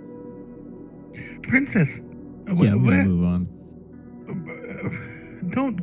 They're going to be just fine, Princess. And also, how is your head feeling? It's very painful. I am in an extreme amount of pain. Oh, my lady, I could help you with that. You weren't screaming when I met you, so I didn't know how bad it hurt. You know, Well, sometimes you know us as royals. We must keep a stiff upper lip. If you're not screaming, you're not in pain. Says all fish ever.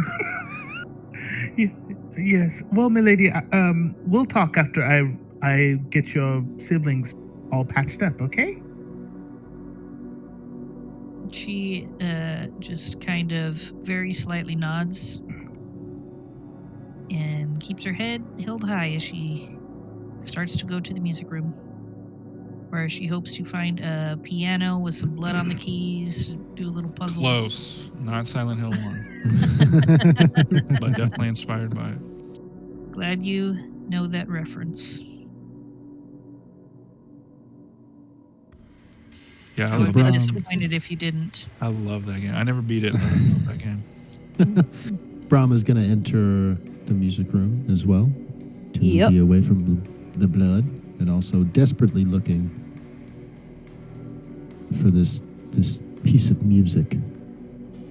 What about Kungus and Breath Upon Candlelight? So, I went- Breath I went to the Upon. music- Oh, go ahead. I was just saying I went to the music room as well. Breath Upon Candlelight is gonna stay. He's gonna try to find. Well, first, yeah, he's gonna try to find any like armor or something he could salvage and try to find a weapon. So yeah, I can roll. I'll roll. Yeah, roll an intelligence. Also, which I needed you to roll an intelligence as well. I forgot that you were searching. Oh, to look. Yeah, I was looking for the key to get Yeah, into just the music room. roll it. Sure.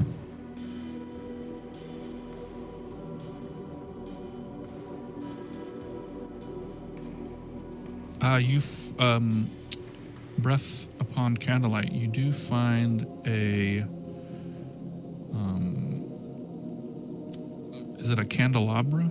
Those heavy metal things that hold candles, like on Yeah. desks and tables. Yeah, you find one of those, and Yeah. that thing's heavy. It'll do And 1d8 damage. He screams out in French, Mon Dieu! Mon Dieu! Try You the also- gray stuff. It's delicious.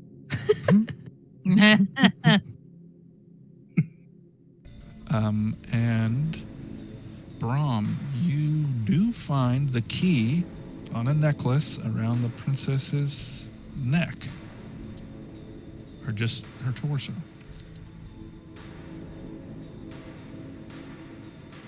Okay. Is there a clasp? You can Deepa? just. There's no head, so you could just take it right off of her neck. Well, how convenient. Dark. And I'm going to need Gwedib to roll, and if Breath Upon Candlelight wants to help, you're gonna have to do 2 dexterity rolls to sew each of the bodies together. But if Breath Upon Candlelight wants to help you, I'll give you a +3 to both of those rolls. Yep. I'll try.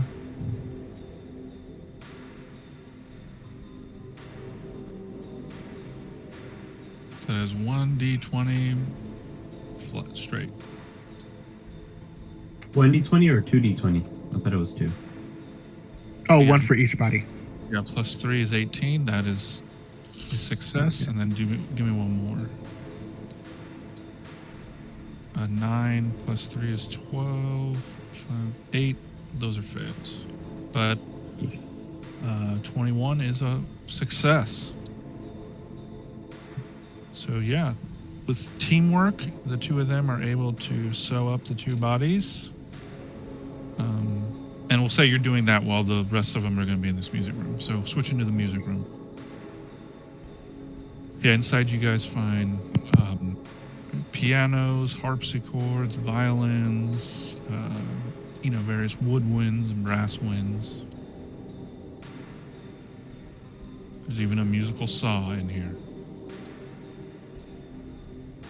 And then in the back, there are bookshelves with different pieces of sheet music printed.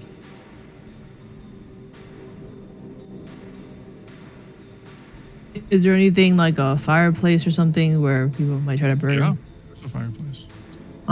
Yeah, Sir Dragos is gonna go to the fireplace and kind of poke around with the fire poker. So Dragos only sees burnt out logs. This fire has not been lit in days. I'm gonna find that Florentine Bible. Yeah, you find it. It's yours. You know where it is. It's laying on a desk somewhere. So I'm gonna clutch it to me. With guidance. You feel the warmth of the Florentine lore upon you.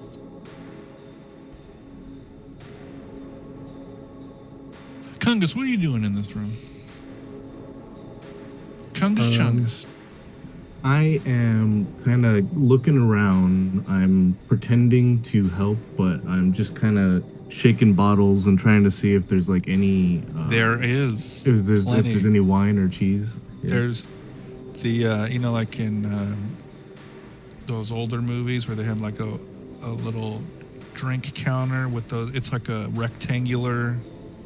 I don't know if it's brandy or whatever. They have like the huge freaking stoppers. It's like all glass or crystal or something. You're talking about like a Don Draper, like what he has in his office I don't know who that is, but yeah, from Mad You Men. never watched Mad Men? I have not. Wow. But I know what's her name's in it. Elizabeth Of Moss. course. Yeah. No, he's not thinking about Elizabeth Moss. The Reddit. Yeah. Oh, what's her name again? I remember her character's name is Joan. I don't remember. She got shot in the movie Drive. Come on, Witch, you know that. Can't remember her name. Witch, who's that? Or maybe Crash knows. Who's the lady who got shot in the head in the movie Drive? Shit, was it like Scarlett Johansson or somebody? It was somebody No. famous. No, I'm blinking out. Yeah, 2. I can't. Like it's on the tip of my tongue. Christina Hendricks. Yes. There we go. Yeah, that's her. So yeah, you find a Don Draper whatever he has in his office. And there are charcuterie boards.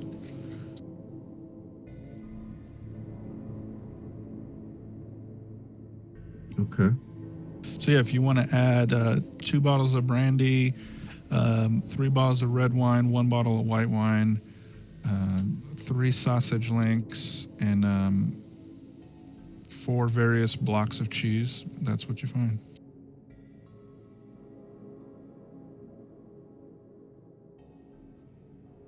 All right, Brom Tolman, what are you doing in the music room?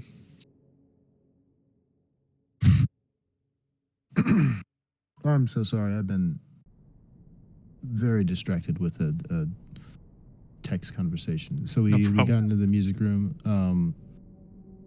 Has anybody found anything particularly of note? Something like that? If Yeah, not, Kundus Chungus found some booze and some charcuterie. that does sound very appealing. But yeah, I'm gonna try to find anything that I think might be a clue. Are you going to search anywhere in particular or just a general search? I think Brahm is expecting it to be just like a piece of sheet music, like secret door code. But Yeah. anything that could maybe be read. All right, as, tell me where, this is a room, it's got like pianos and instruments everywhere, like a lounge area, a library area, there's like a fireplace. Tell me where you're going to search.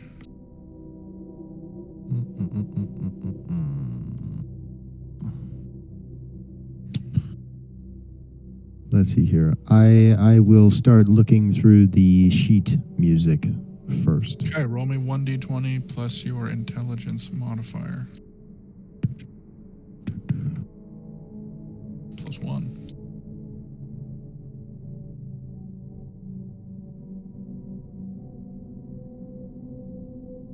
No. You don't find anything. Yep. Or you don't find what you're looking for, I'm going to say. Okay. They're all immaculate, freshly printed bits of sheet music.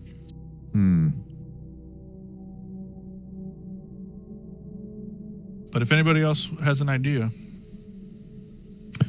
What is there anything that looks particularly old or worn? What's the oldest thing? the I feel like harpsichord. harpsichord? I'm Yeah. going to examine the harpsichord. Describe to me how you examine it. You can use some movie tropes if you want. I think he's going to approach it with his hands on his hips and then kind of like circle around it a couple times. And then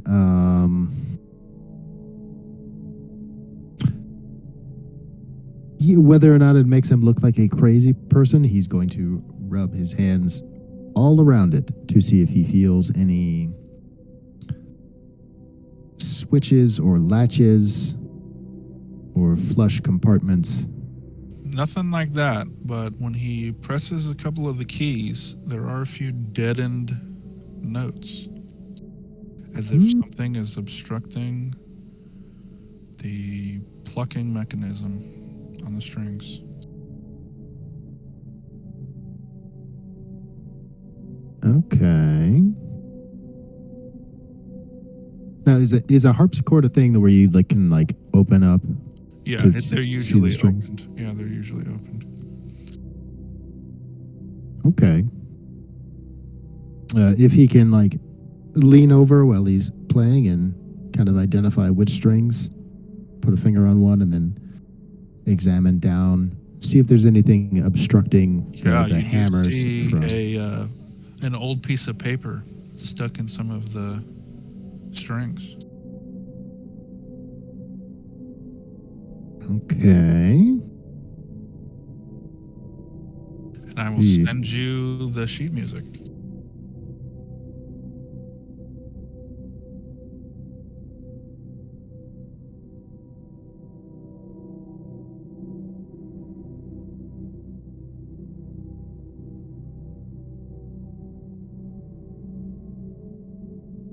All right.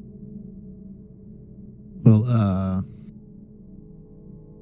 how old is the princess? I think I missed that. I never gave her an age, but she's the youngest, so maybe, I don't know, 13 or 14. Okay. Brom will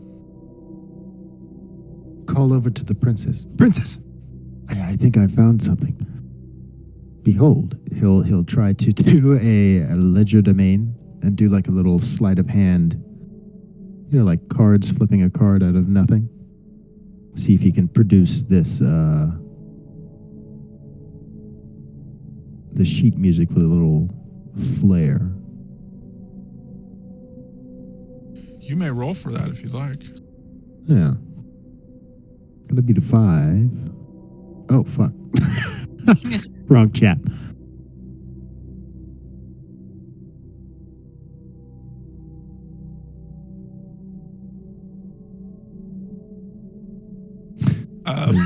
It's very obvious. He nearly rips it. He's like, oh, well, I found it. Isn't that cool? This could be our key to the secret passage, to our escape. Good work. Do you feel confident in your ability to play this music? Yes. Of course. That's no. I'm going to ask you to play it IRL, so don't write a check you can't cash. So I can't read music. I haven't been able to read music since I was about 12. So. I think there are a couple people here who can. Blue Octopus 11, I'm looking at you.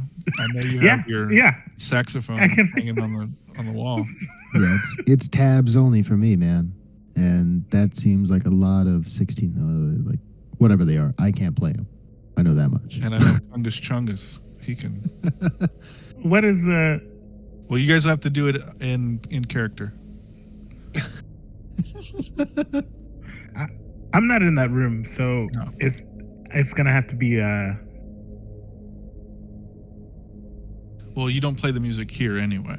It unlocks the bass. Oh, okay. Yeah. All right, so you guys found what you were looking for. What are you going to do now? I'm going to go back to Gwedem. As you return, you do see that your siblings have been all sewn up. They look dead, but they're in one piece now. Milady, I'm so glad to see you. You're just here. You're just in time for the great return ceremony. Are you sure this isn't a sacrilege against our Pleuratine Lord? No. That lord is still lording. So no. She just kind of like turns to look at Sir Dragos.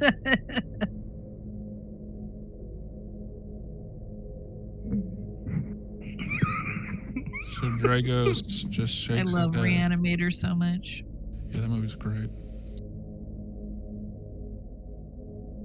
Sir Drago may be AFK, so... Sorry, I'm back. So I heard that. I was just putting food away for. Sorry, it's just like, look, I mean, if he blasphemizes, then we'll take his. We can always chop him off and put him back together, I guess. Let's head down. Unless, do we have anything else that we need to do while we're up here? No, I need to do the.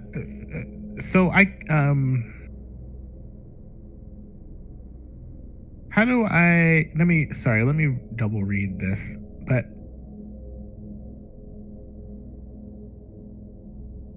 You just narrate how you do it. yeah,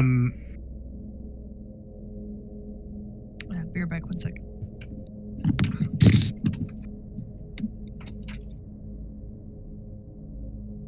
There's no roll or anything. Oh, okay. Yeah, so I start mumbling some ancient Mossling words that help with healing and bringing people back from the great beyond. And they and eventually the Petrov family that we've assembled begins to move.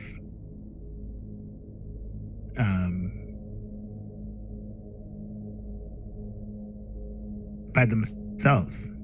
It looks like they've actually come back to life.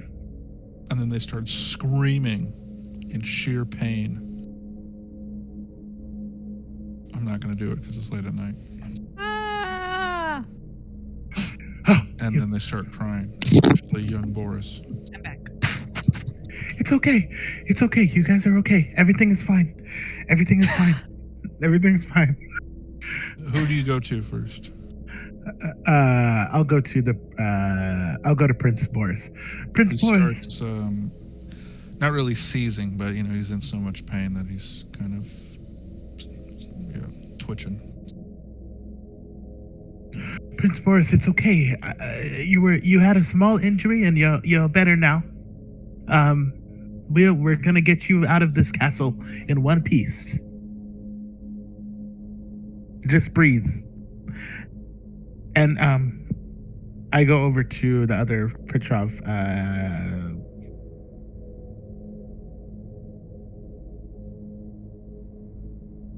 forgot her name right now. Anastasia. Princess Sasha. Anastasia. Anastasia, sorry. Yep. Oh no. Princess Anastasia, it's okay. You're just having a bad dream, okay, honey? We're gonna get through this. We're gonna get through this. You're gonna have to just breathe with me. All right, so you revive them, you reanimate them, but their bodies are still really messed up. Okay. Does it seem like they can walk?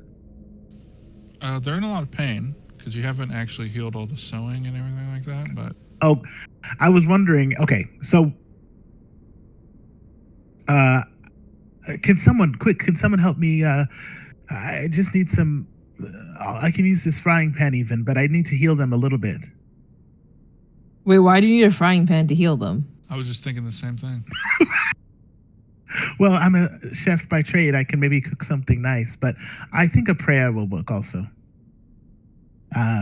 Actually, I can just knock the frying pan like a bell, and that will help heal.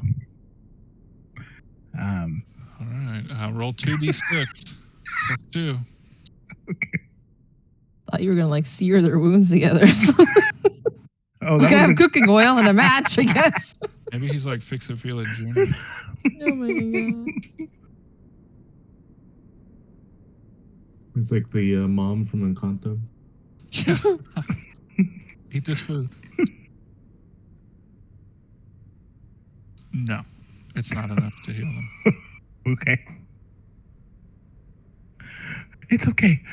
It's okay. We know it hurts now, but we'll fix it in a minute. All right, all the screaming and shrieking has gained the attention of some guards. You hear in the hallway, "Who's that? What's going on?" Breath upon candlelight, you do recognize these soldiers. You never really liked them. You don't even remember their names, but they were dickheads. Those bastards. And they come rushing down the hallway. How many are there? 5.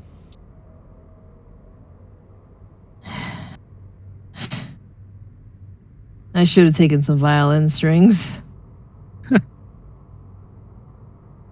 I guess we're just gonna have to put them out of their misery. Traitorous bastards. Is there a secret way out of this bedroom? Maybe a hidden panel in the doorway or like in the wall? There is, yeah. Wyndham, would you know of it? Or Yeah, actually, Brahm knows that there's a hidden doorway in the music room that takes you straight to the pantry. Can we make it there? What, before the guards? Maybe. You may try. They'll be chasing you though. They've, All right. I can if you guys want to go ahead, I'll catch up with you and I can try to stall them a bit.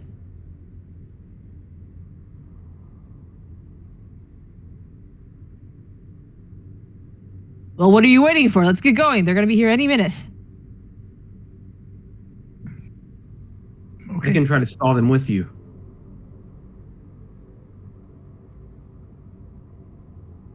It'd be cool if my movement stacks. It's like 3 royals. I gotta protect now. I get 6 movements. Yeah. okay, what is Kungus Chungus doing? Is he going to rush to the music room with Brahm Tolman? Yeah, he's sort of like waddling behind. He's got his cheeks full of cheese, like a squirrel. It's like the little. He didn't even bother peeling him, but it's like the little Baybel cheese.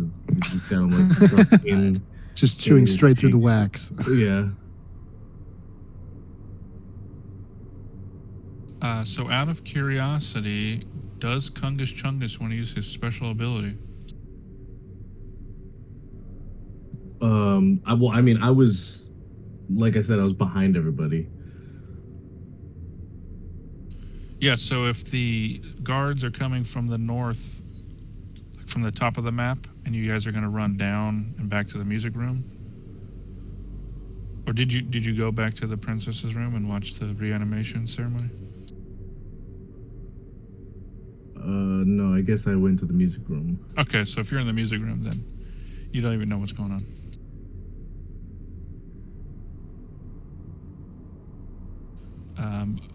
Brahm, did you go back to the princess's room and watch the reanimation ceremony, or did you? No, he's avoiding that. Okay, welcome back. Yeah, sorry about that. My computer freaked out. No problem. Some elf soldiers they're coming down the stairway, or coming down the hallway. Half the party's in the music room, and half the party plus your 2 reanimated siblings are in the bedroom.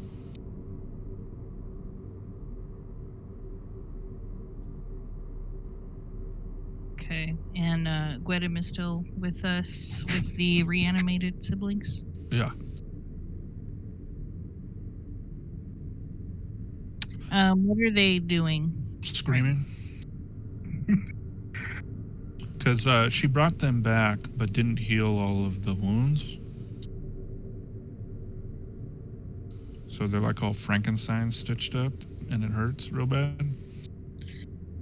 Gwedem, what did you do?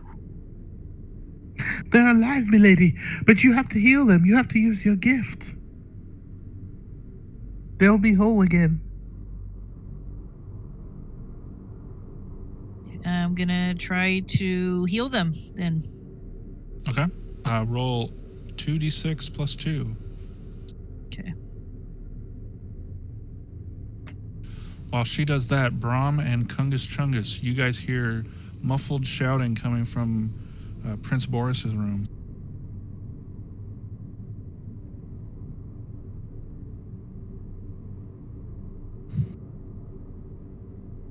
Do I even want to know what's going on in there? So don't. you only heal 5 HP for them, so they're still in a lot of pain. Not enough to mend or like fuse the severed limbs together, if you know what I mean. And can I only cast that once, or how does that work?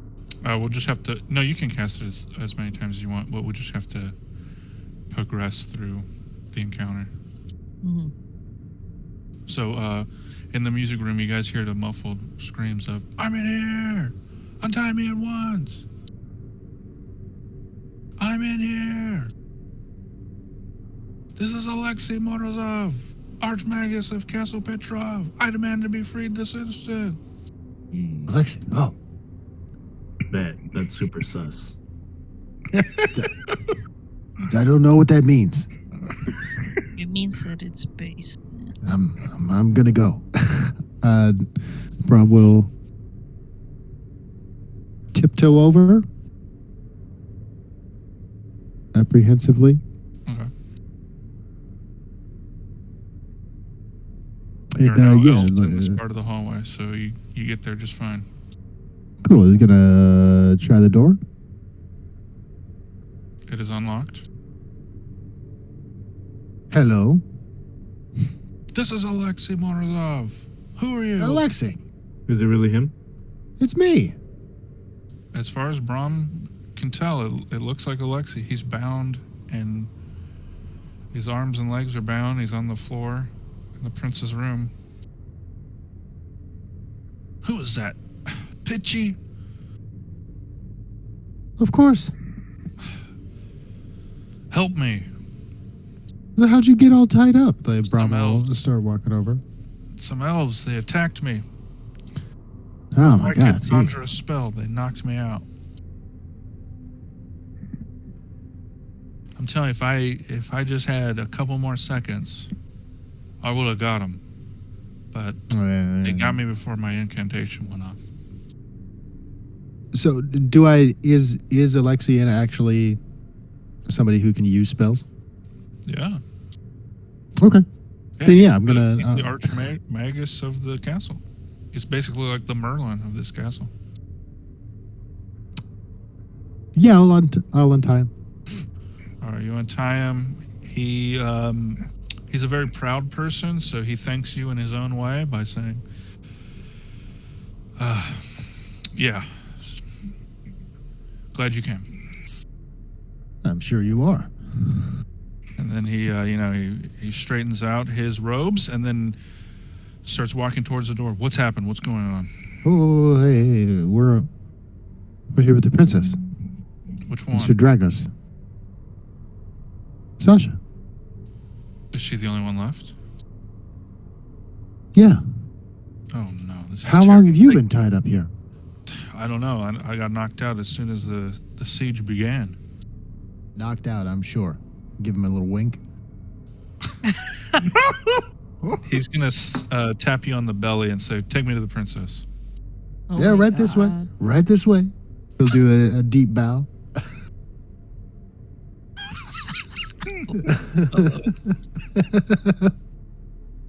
All right. Just as you turn the corner heading toward the princess's room, you do see those elf guards there, and Sir Drago, I believe, is standing out there, waiting for them to attack. Lexi, use some of your sleeping powder on him.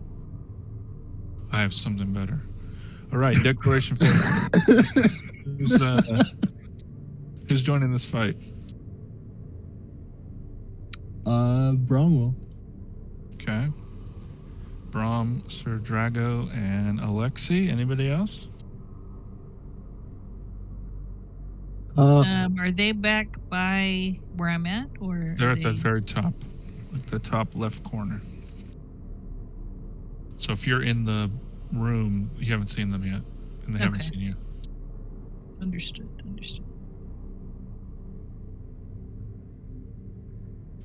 Okay.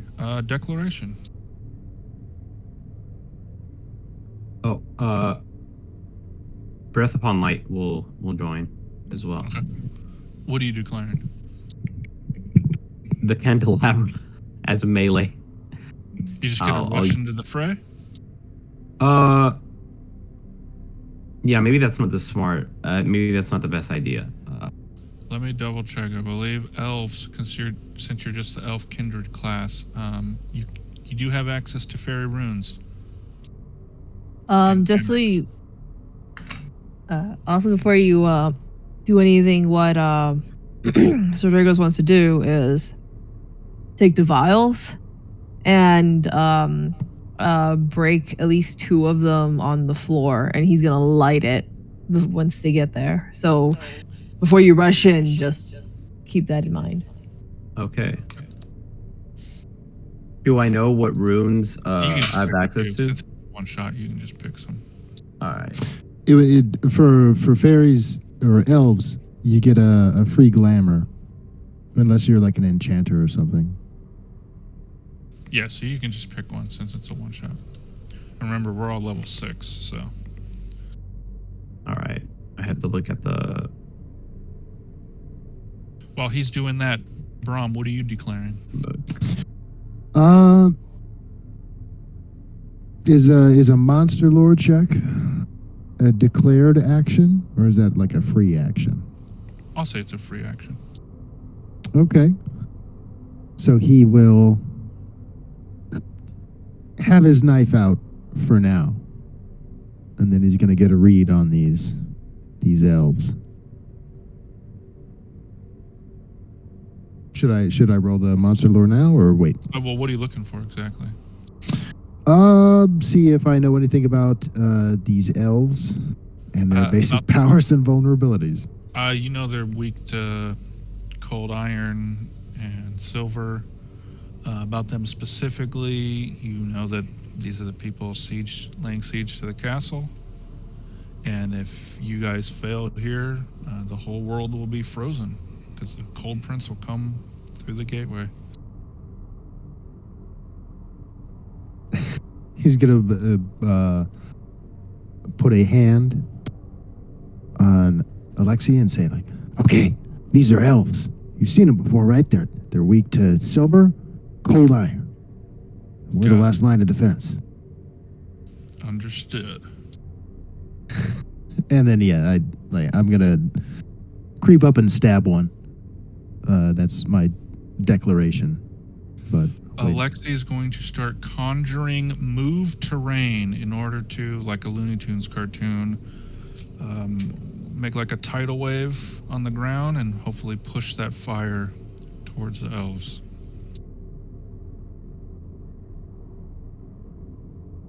Oh man, maybe I should have done Word of Doom. I don't know.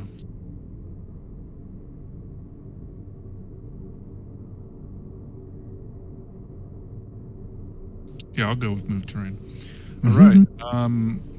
Breath upon candlelight. Got anything for us? So yeah, I think for my charm, I'm gonna use let's just say I have the flame charm. So yeah, if anything needs to be lit on fire, I can use that charm to light it on fire. Wink, wink. And as far as like the runes, let's say, what level, like, could I have like a mighty rune, or can I only have lesser or greater runes? All right. This is a one shot. I'll say you can have a mighty rune.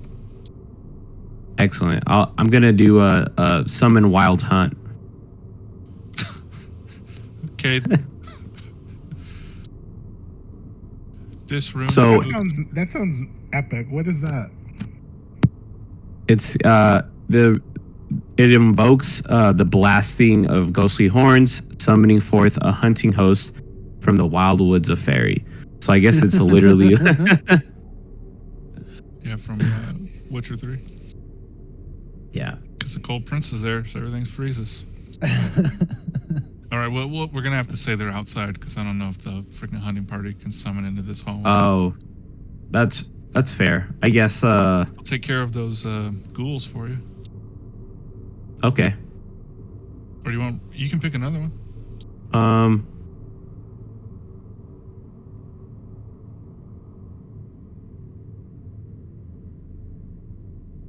You know, it feels.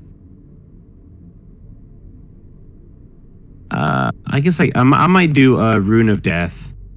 That feels I mean, it's kind of boring, but yeah, I'll go with that. I think that's when I should be able to use inside. So yeah, I'll go with that. All right, the elves rush forward, and they will arrive next round. So everyone, starting with Sir Dragos, tell us what you do. So the area that elves are gonna come in. So like let's say 2 squares. I'm going to break the vials, so that oil spills everywhere in front of them, and then when they come in and hopefully they slip, I will light the match and light them on fire. Okay. Roll me a dexterity, please.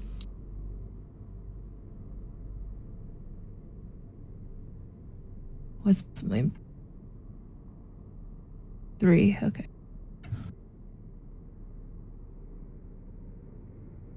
Plus your Fuck. plus your attack. Oh. Oh wait, no, it's not an attack. Sorry, it was just dex. Yeah, so the match doesn't get there, but you do soak the floor. All right, next up, Brom Pitchy Tolman. Wait. What do you mean the match doesn't? Like you drop the oil on the ground and then you throw the match and it goes out. Oh no, I'm not throwing the match yet. I'm holding like I will light it on fire after they like get there. Okay, so then you toss the oil, but they don't break. Okay. It's a carpet floor, apparently. Yeah. Do I technically get a second action or no? Yeah, you do. Good catch. Then I would like to go over and like break the vials or like at least empty them physically. All right, if you're just gonna go over there and stomp it, then you don't need to roll for that. Okay. All right, Brom Tolman. Am I close enough to anybody to give my good old knife? Just Alexi. I don't think I appreciate that too much. Then I'm gonna wait. Okay. All right. Breath upon candlelight. You see one of your companions. Tell us what goes down. Yeah. I think the companion recognizes me. I make a crude gesture at him that seems to infuriate him even more. Actually, hang on. I think I said there were 5 of them. So if you roll 1d10, we'll say 1 and 2 affects one of them, 3 and 4 affects 2, 5 and 6 affects 3, and so on. All right, and what would Just a d10. Okay. Okay, Shit. so all but so 2 of them die, and then the other 3 are still alive. So if you want to narrate what it looks like, yeah, 2 of them are affected. All right.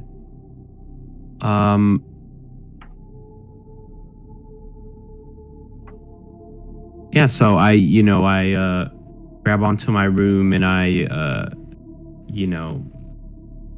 a creepy voice, like a creepy tone kind of like falls within my voice, and I end up using the Rune of Death, and you slowly sort of start to see 2 of them sort of like desiccate as they're running. Like, they're running at top speed and they slowly start slowing down as they eventually become skeletons and then fall over. Yeah. So you did the voice on them. Die! Exactly, yeah. All right, and then Alexi is going to conjure move ground, and then because we're running out of time, I'm going to say he just throws them into the wall. So we can switch back to the princess and Gwydib. Okay. All right, last attempt. You each get one more attempt to heal the prince and princess. Otherwise, we got to move on. Okay. Okay. It's getting there. It's still the same. It's still 2d6. 2d6 plus 2, yeah. Oh, plus 2. Did that? No, that didn't That didn't impact my last one. Yeah, you already got a 5. It wasn't enough. If you get 8 or more, oh yeah, there it is, 10. Okay, yeah, you did enough to heal the prince and princess. They are, it's just like scar tissue, but they are back.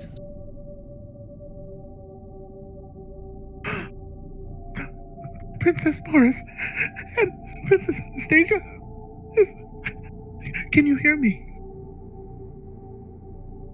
My name's Prince Boris. He's Oh, I know. I You're know, baby. alive. I know, baby. We're Come here. alive. Oh. I told you, Princess. I told you it would work. Just then, your older sister turns to you and says, "We need to get to the basement now. Father said there was a weapon down there." Yes, let's go. Just then, they jump up, they spring to their feet, revitalized. It's like, "Come on, we gotta go!" And then they rush down towards the music room. I start following. Okay, who else is gonna go to the music room? I will also go. You guys need to be careful. You guys just rose from the dead. All right, so when you get in the music room, there is a secret latch inside the fireplace that once you put like a little rod in there and you turn it, and it opens and reveals a trap ladder, like a trap door, a hidden ladder that leads down into the pantry. Oh, okay. Bidib, did you know about this?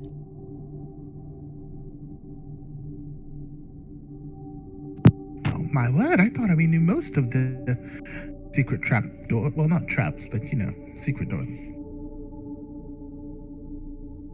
All right, Gwydib, lead them to the next trap door. Okay, everyone. Let me show you the door I know the most. Come this way. Quickly. All right. All right, and with that, in the pantry, you find another trap door with another ladder in there, and it leads to the dungeon at the bottom of in the basement. And down there, the red room where it says locked room, you do see some elves, very well-dressed elves, trying to get inside. There's a whole crowd of them blocking the way. If somebody here had an attack that could attack multiple enemies at once, this would be the time to use it. Attack that can target multiple. So Kungus is gonna step up and he's gonna be like, "You're between me and eating this cheese."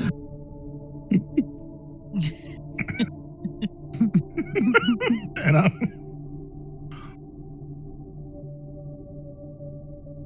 I'm sorry. He sounds more and more like Beetlejuice every time. He's supposed to sound like Beetlejuice. Oh. That's what I've been trying to do. I got it.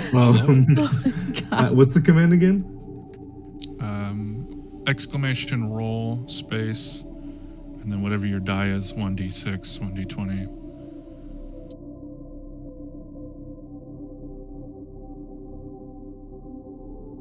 Yeah, that's a hit. Nice. So you guys see, just like in Willy Wonka and the Chocolate Factory, when they Look. rolled Violet Look. Beauregard. Sorry, you can narrate it. I'm sorry.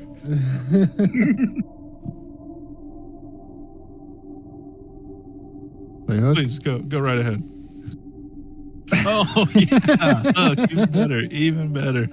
Oh my god. Yeah. oh my gosh. Instant nostalgia.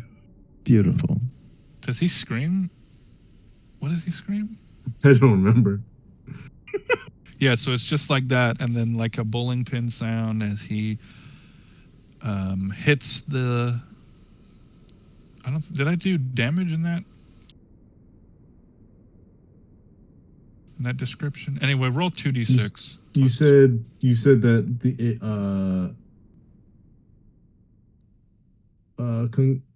he has a special ability called Steamroll, which allows him to roll himself into groups of enemies, dealing 2d12 points of damage to each of them. He rolls 2d12 once, and all enemies are dealt the got same amount. I misread it. I thought that was a 20. Yeah, so they each get 17 damage. So yeah, they are also dead.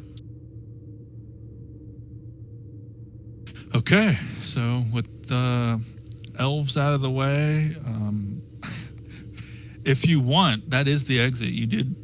you did steamroll into the exit if you want to Kool-Aid Man your way out. Yeah, I'm just gonna start booking it. I'm gonna be like, I love my wine and cheese. And you guys just see him roll off into the distance. Like Katamari Damacy or Yeah. Da, da, da, da, da, da. Man, he really does love wine and cheese, though. Right, so if anybody else wants to exit, the exit is open. Okay. If not, that locked door is the one you need the music to play the music in front of to unlock. What if we didn't like? Would we? So we wouldn't be aware, right? If we like never entered the. If we never went like downwards initially, like. Yeah. All right. Well, a chance at a second life. I'll take it.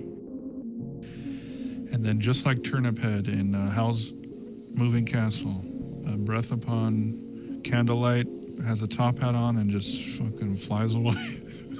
Bounces away. While holding a candelabra, I guess. Yeah. He just... We're not gonna open the door. That was the elf, not the bard. Okay. Bard is still here. Yeah, I just wanted to escape with my life, realistically. I mean, revenge would be nice, but that was my primary goal. Yeah, you and Kungus Chungus have finished your quest victoriously. Here is the sheet music. If anyone in real life can play this, then the door will open and everyone else will win the game. You know what it sounds like? You know what it sounds like? You know what it has the same rhythm I as? know. You know. I found You it. know. Oh, you know. Come on, play it for us. Okay. But the double notes are. Yeah, it sounds like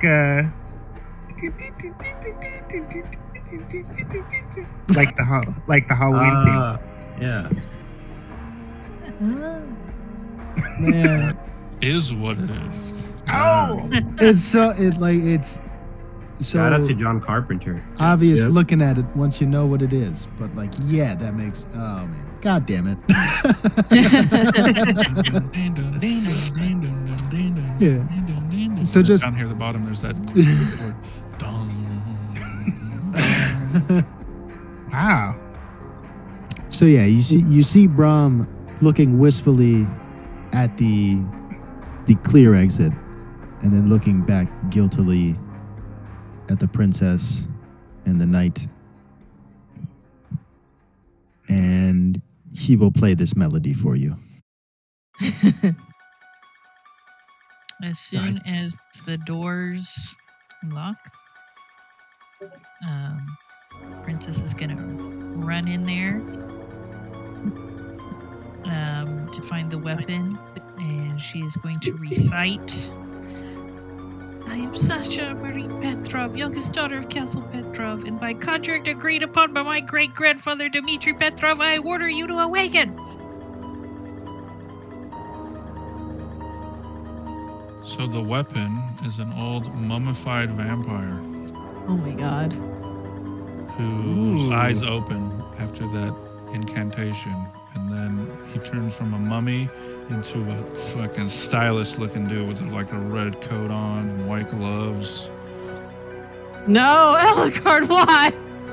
So just like Integra, Sasha will prick her finger and offer him the blood of a virgin.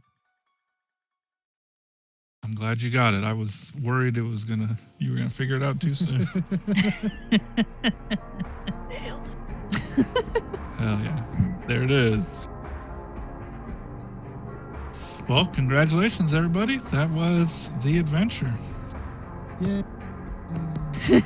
And we watch Eligard go crazy, and Yes, and then he awakens and he will slaughter all of the elves and then go into fairy and kill the cold prince. Yeah. Tell themselves, you look like dog food, and then he's gonna turn into a hellhound and just eat them.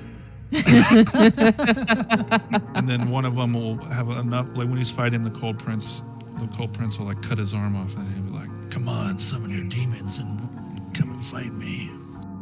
So apparently this is the princess right here. Hell yeah.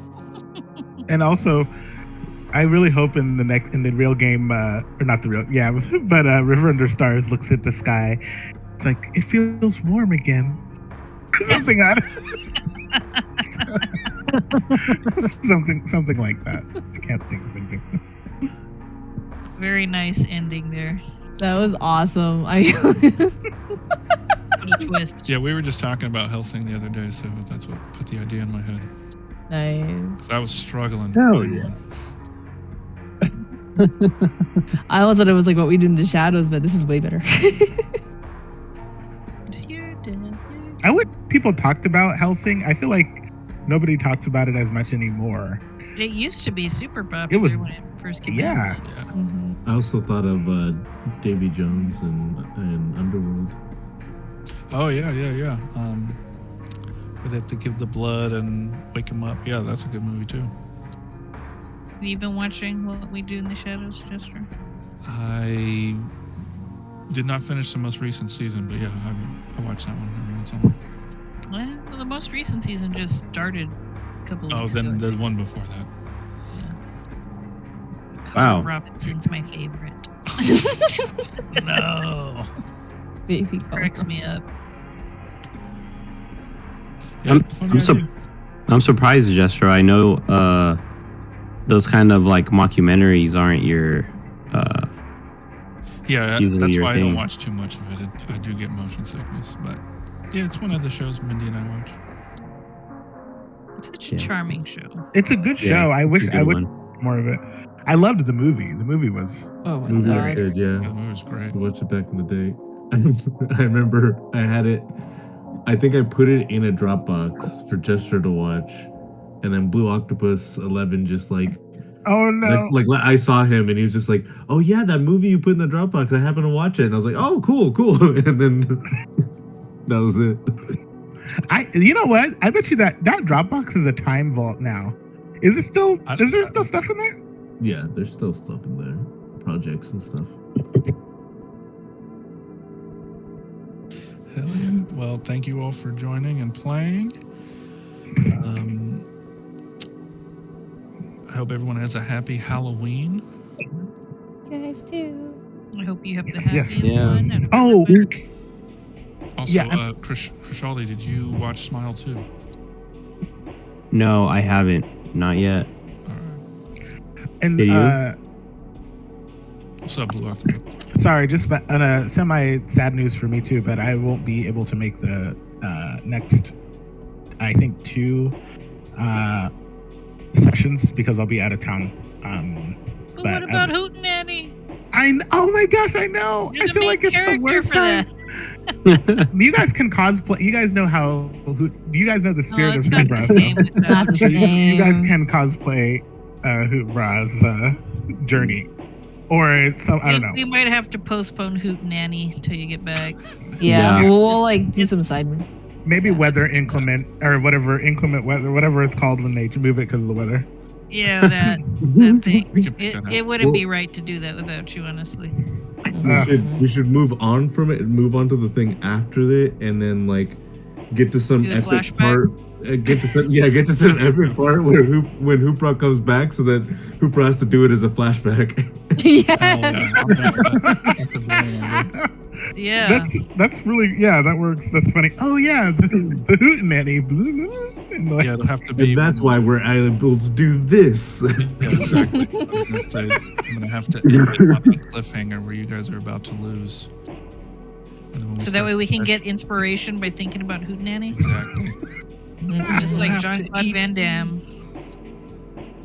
We still have to go see the fireworks at the culture festival. we can't die here. We promised Seamus we'd have meat pie with him. Something like that. But yeah. Promised Grandma a bunch of stuff. Thanks Thanks again. Mhm. And yeah, Crash, I saw a smile too. I did not like it, but other people liked it, so I must just be tripping. Well, Yeah, thank you May for or may making not this. be a hater. Yeah. Yeah, thank you. You're welcome. Yeah. Hope everyone has a good one. Bye. All right, good night. Good night. Night. Adios. Stay based.